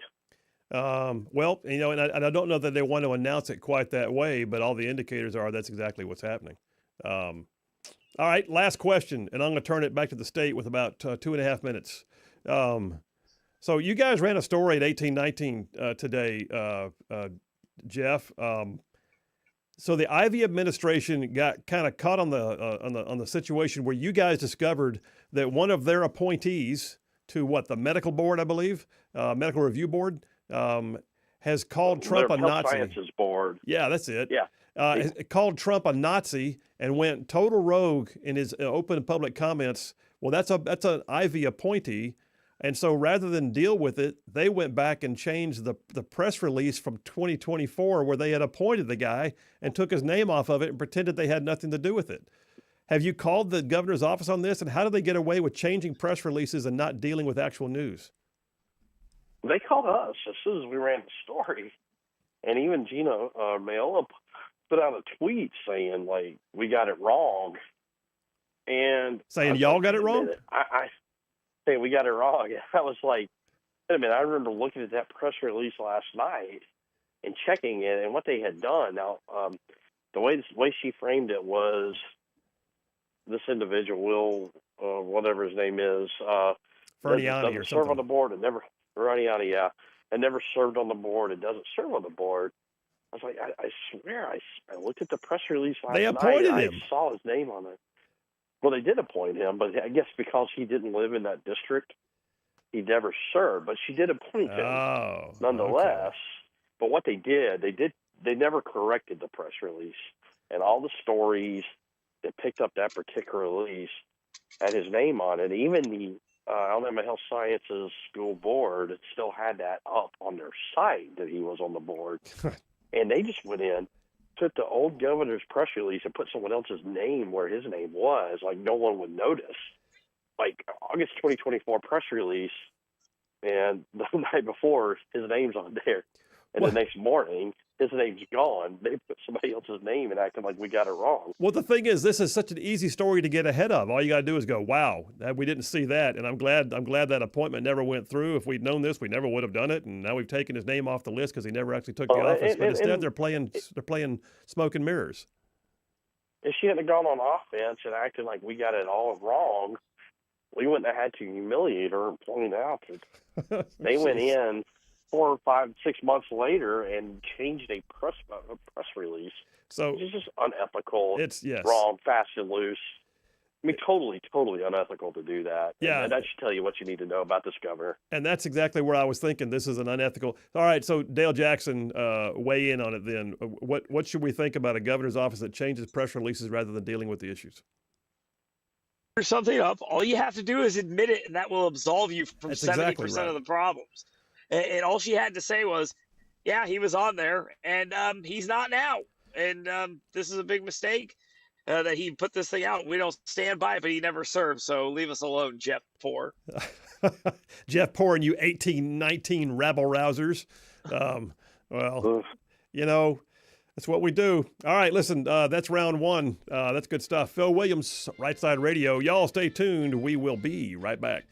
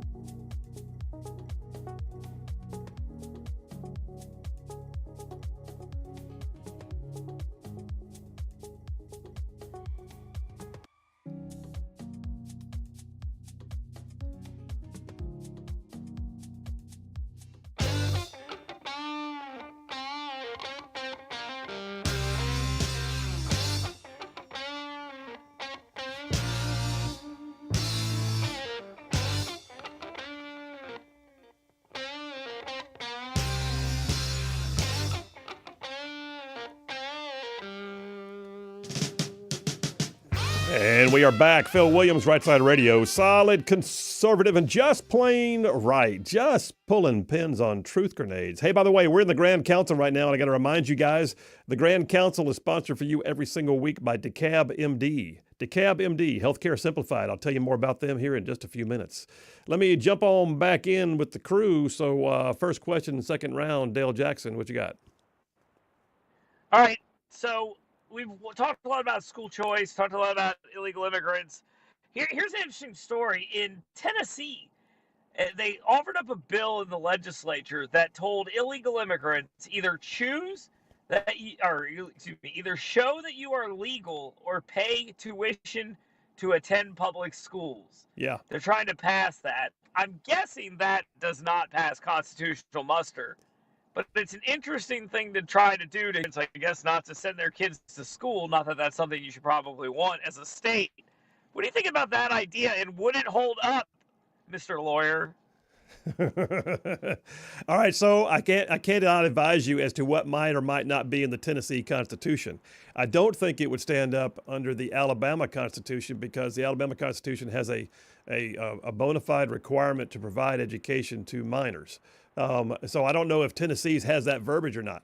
But the other piece of this is then you get into, okay, can you really charge tuition? Are they already paying taxes in the form that would fund education? So if theirs is a sales tax based or income tax based, it's a decision. If they're here illegally not paying income tax, and that's the funding source for education dollars in Tennessee, that arguably they haven't paid into the system, maybe they can be collected on. But if it's all funded by sales tax and they buy their stuff like everybody else and they're technically paying sales tax, I don't know that you can do a double fee on this.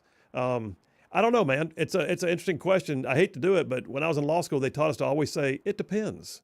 And I think in this case, it depends. What do you think, Jeff? I like it as kind of a test question. The legislature passes the law, it goes to court, and we see where court rules, and they have to deliberate about it. Is it the best use of time for the Tennessee legislature? Maybe not. But I do like the idea in theory, and it's probably a good messaging bill too. So why not try it? And here's what they can do too, Dale. I don't know if they can do it in there.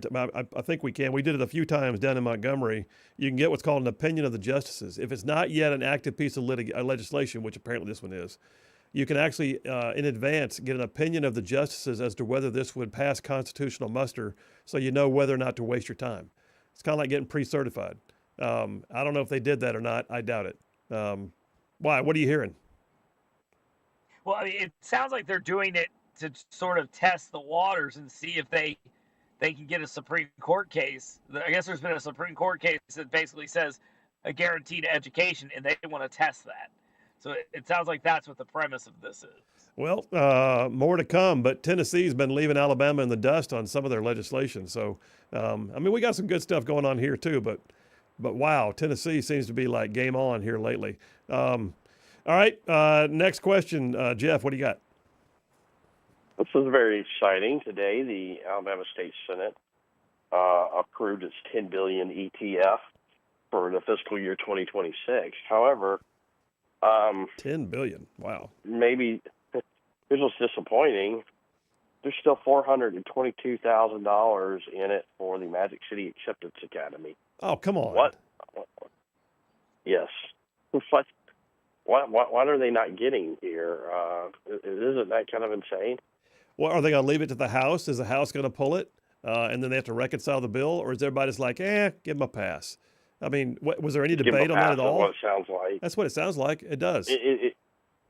Yeah, it does. It just sounds like give them a pass. We don't want to fight this fight right now, even though they're probably in violation of the Divisive Concepts Law, which has no teeth except that, hey, if you violate this law, we will take your appropriations away, and that has apparently not the case with this group. So I'm just saying, I think we got a real problem here that needs to be highlighted if this ends up being the final budget. Have you seen the budget language? You know, not just the dollar signs, but the budget language on that one. Does it have any earmarks, or does it have anything attached to it? Like it says, this is a federal match, and as long as they get their federal money, they can have this too.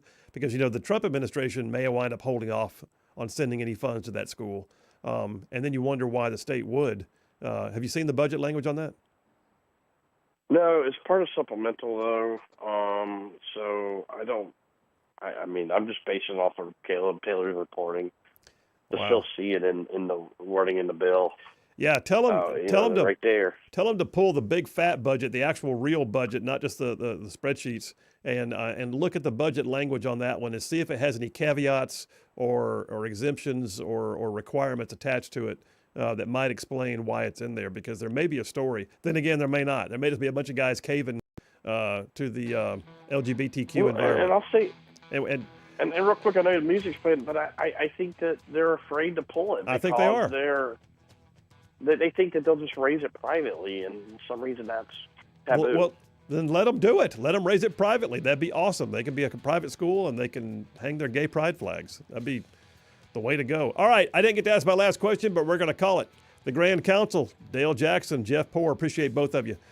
Phil Williams, Rightside Radio. We'll be right back.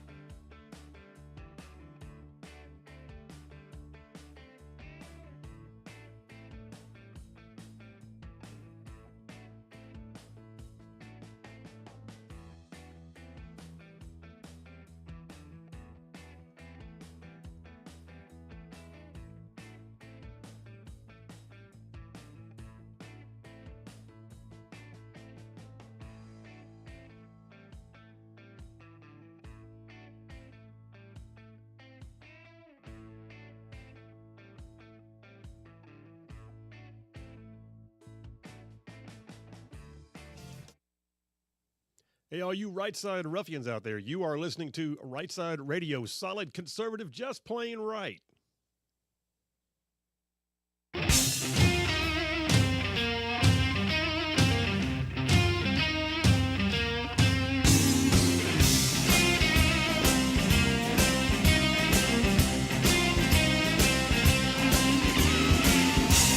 And we are back. Phil Williams, Rightside Radio, solid conservative, just plain right.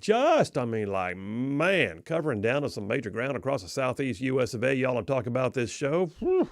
Goes from Huntsville all the way back on over to Chattanooga. I'm talking about from Tuscaloosa back on over to Gadsden. I mean, all the way down to that loveliest little village on the plains we call Auburn. And yes, stretching across to what has now been renamed Fort Benning. And then big old patches of North Georgia and Mississippi thrown in just for good measure.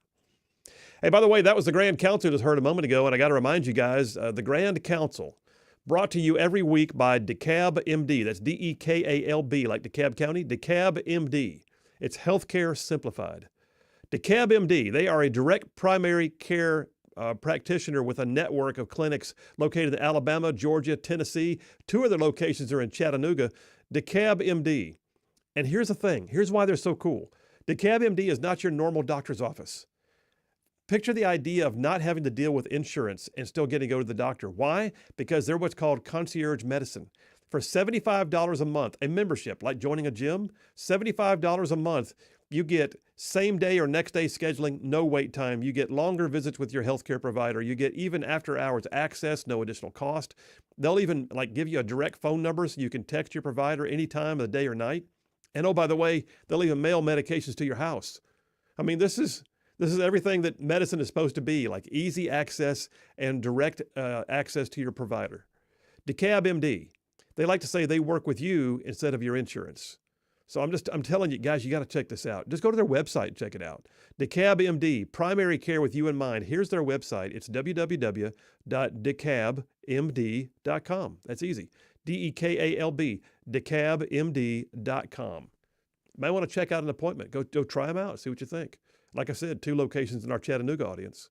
DeKalb MD, www.dekalbmd.com, sponsor of the Grand Council. And tell them you heard about it, please, on Rightside Radio. I don't have to do a disclaimer for them. Not yet. Wait till a lawyer gets involved. Oh, those lawyers. Lawyers. All right, I got a bunch of text messages. I'm going to get to those here momentarily. And I'm going to go on a personal rant here in just a minute too. I'm gonna blow off Dipper number 3 and take a moment of personal privilege.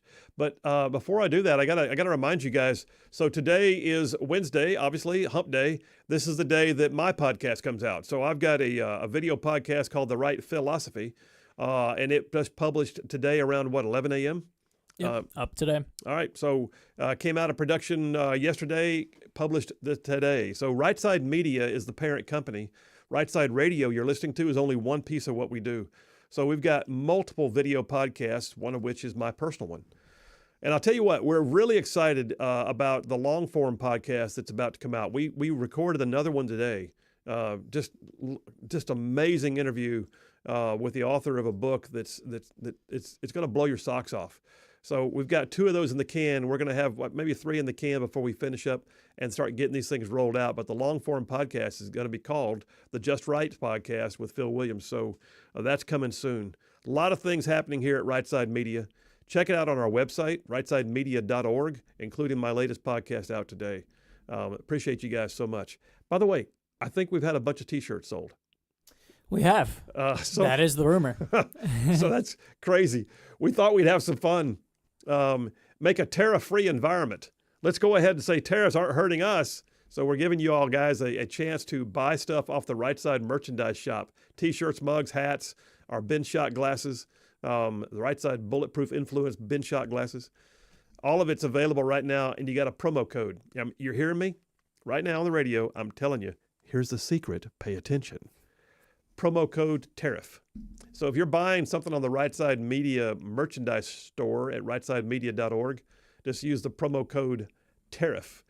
10% off everything right there. Bam, just like that. Tariff-free zone.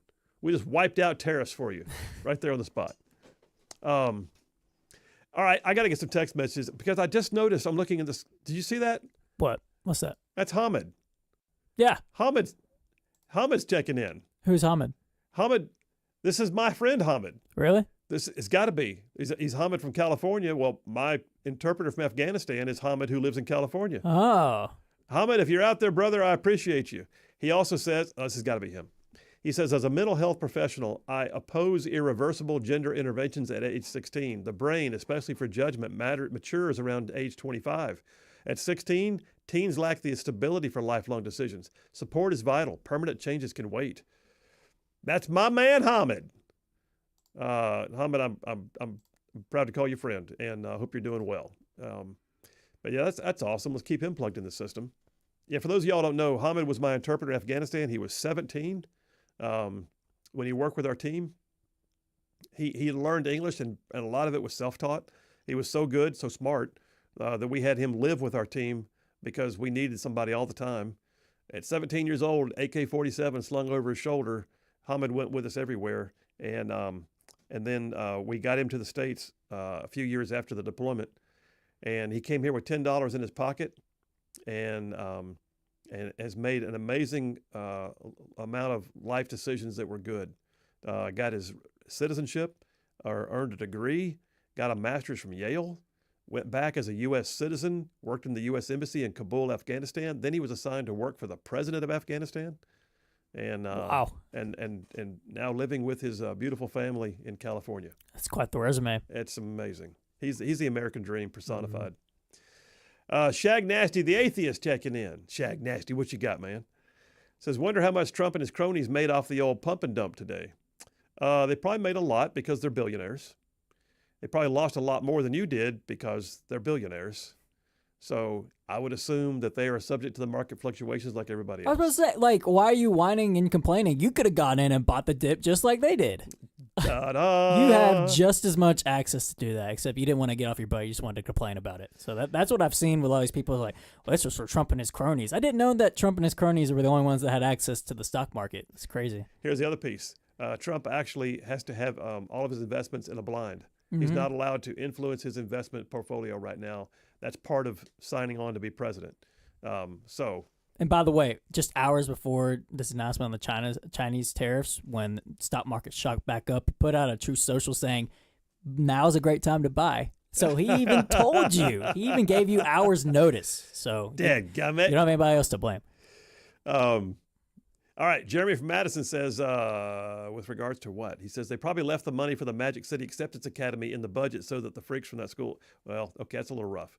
But he says they don't go to any other public school. Well, no, I don't think so. And Jeremy, that's a little rough, man. I'm not going to go down that road. Those kids are kids, and they deserve to have an opportunity, and they shouldn't be bullied no matter where they are. At the same time, you don't go set up a school special just for kids so they can avoid life.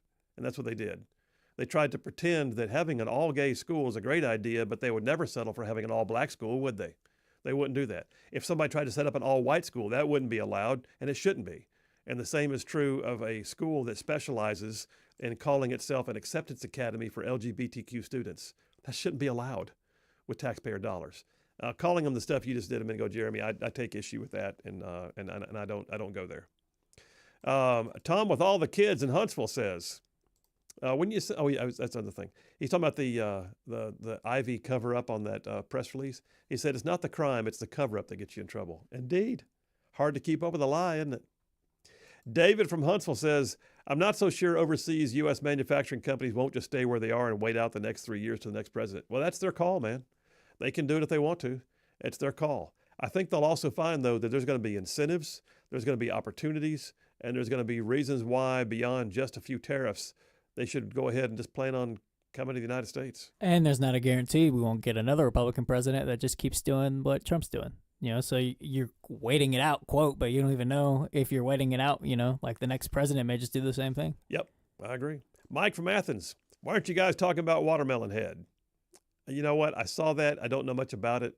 It was just Trump calling Schiff at a Watermelon Head. Oh, was that? Yeah. That was Schiff? It was Schiff, yeah. Okay. Mike from Florence, Alabama says, big text. He says, regulation. If not for federal regulations, I'd only be seeing a primary care doctor twice a year and nothing unless I was sick or had some kind of other issues. But because of controlled substance regulations, I have two other providers adding an additional 10 office visits per year for conditions including, okay, getting into a lot of his stuff here. I think what he's trying to say is some government regulation actually helps. Is that what I'm gathering here? I think it is. I don't know what he's saying. It's a lot. Sorry you're having to go through all that, Mike. And then Jeff from Indiana said, Phil, when you take over NPR, don't you think you ought to call it RPR, Rightside Public Radio? We'll see. We'll see about this. Let me take a moment of personal privilege, because two things came across my desk.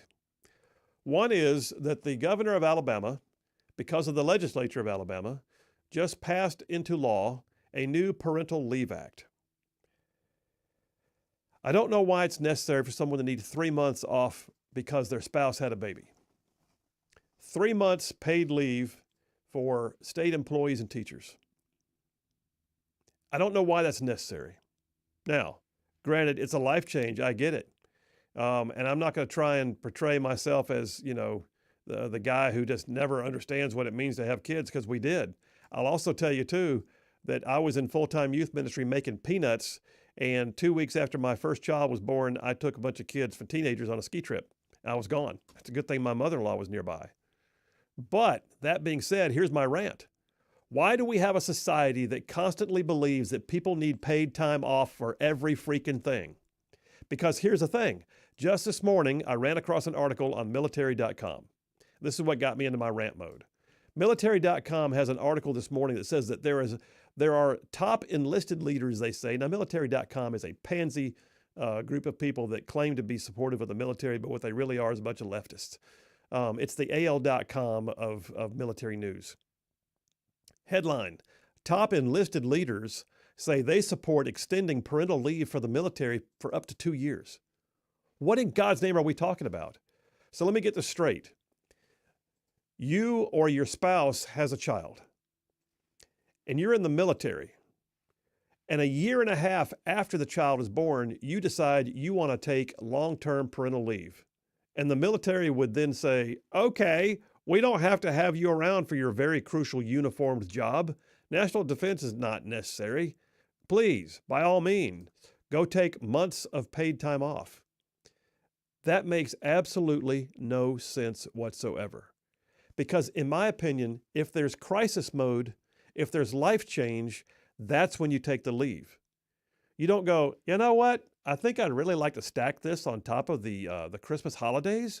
So since we had the baby in January, I'll hold off until November, and then I'll take all of November, December off because I've got back leave and I'll use it too. And it'll be awesome, honey. And we'll have the big holidays and we'll take a vacation. And by then the child will be sleeping at night and we'll understand what diapers are like. And it's all okay.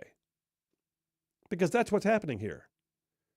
And by the way, I want to know who these senior enlisted leaders are. It says in the article that these are the Armed Forces' highest ranking enlisted leaders. Well, how about you just literally pony up some brass here, to go ahead and just grab a pair and recognize that the U.S. Army is not there to coddle people. And we've got to stop coddling people all the time. Oh, yeah, I'm on a rant. I know I am. Some of y'all are offended, but I'm looking back right now at 2 years ago, 3 years ago, maybe, when we were in crisis mode. The supply chain was completely disrupted, and Pete Buttigieg and his partner decided to adopt a child, and they laid in a hospital bed, pretended they had had the child by natural childbirth, and then he took 2 months off of work as Secretary of Transportation. 2 months during a collapsing supply chain. It's that mentality that I'm talking about that puts people into the position of believing it's okay, we'll give you more and more parental leave. Do you want to wait for a while? Would you like to come back, about a year and a half from now? And then we'll give you 12 weeks? That's 3 months of paid leave. Why? Why does anyone need 3 months of paid leave for typical childbirth or adoption? Is it a life change? Of course it is. Did you sign up for the job? By God, you did. And if you signed up for the job because it gives you paid parental leave, then I question why we hired you in the first place. JP, I'm mad now. I gathered that, yeah. JP just sat back and let it roll.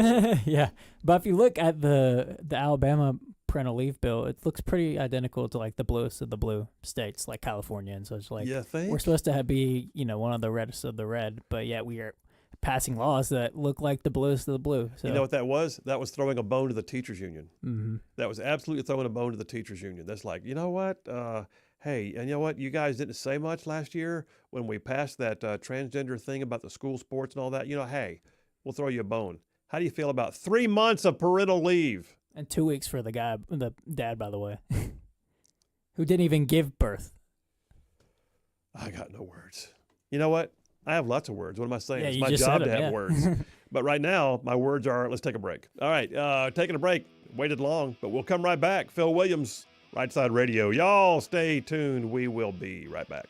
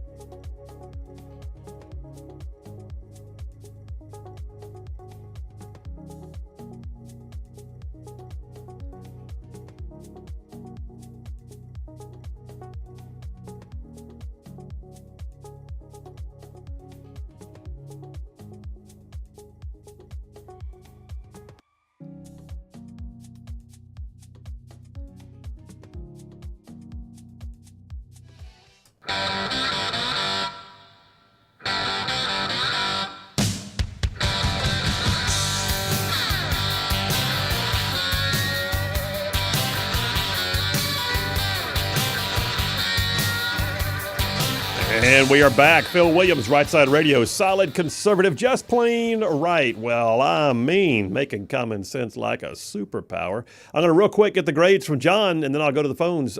Jeff Poor gets a B- for his doom and gloom about Donald Trump's tariffs. Dale Jackson gets a B+ for being a little bit better than Jeff Poor. Preston Roberts and JP both get an A+ for their spectacular performances, which means today's winner with an A, perfect A++ is obviously the king of rants that actually make sense. Phil Williams, best rant ever. I can feel the passion, says John. Thank you, John. Appreciate you, man. War Eagle. Let me run to the phones before I run out of time because I ranted long. Jeff Rowe from Indiana. Hey, buddy. How are you? I'm still heading south. That tell you anything? Good Lord. Are you really? What's up with Yes, that? I am. Oh, well, I had a flat tire earlier, and high water had to go around and stuff last night. So Wow. yeah, I'm not quite to Falkville yet. Wow. All right. Well, blessings on you. By the way, we prayed on the air for you earlier about the flood waters up there by you. Yes, and I appreciate that, and deeply appreciate everyone for that. Well, what do you think about all this stuff we're talking about, man? Can I go out and buy a doll baby and in this world of identification of everything, and this can be my real baby, and I'll get me a government job, and then I'll never have to work again. You're maybe onto something. I identify as a new parent, and Exactly. at the end of 3 months, I'll re-identify as a new parent. How about that? Yeah. Just- I mean, we can just spit them right out there. We can have triplets, but one born this month and maybe a couple months down the road. They were, not together, but they just staggered them. The whole thing just really bogged, especially that military thing about how the top enlisted leaders, well, they thought it'd be a really good idea to let them wait for a year and a half before they even applied for their paid leave. It makes no sense. Sounds like the top enlisted leaders need to be turned into a buck private again. Apparently, they're not smart enough to be where they're at. Yeah, make them do push-ups, man. Just go ahead and get in the front line and rest and knock out some push-ups. Yeah, need some mental push-ups, I'm afraid. 'Cause it's crazy. Well, anyway, hey, we got about 30 seconds. Tell me what your thoughts are on the Trump tariffs. It was going to. I was seeing that coming down the road. Anybody who was stupid enough to get sell their stock markets and everything, it was crazy because and what's going to do when the Chinese finally give up? Then is it going to go up through the roof again? Yeah, it is. I mean, I think we're about to look at a very strong bullish market. Yeah, more to come on it. 1.5 cents knows this was what was coming. Yeah, he put it on strong. He pulled back what he wanted. He left it in place for those that need to be taught a lesson, and we're going to be in a better position here shortly. As long as I don't think he's going to yo-yo us. I think it's going to be okay. Jeff, got to go, brother. Be safe on the road. Hope you get home at a decent time. Have a good one, Phil. See you, buddy. All right, listen. Absolutely, there's more of us than there are of them. God is absolutely still on his throne, and absolutely stay in the fight. We'll see you guys tomorrow.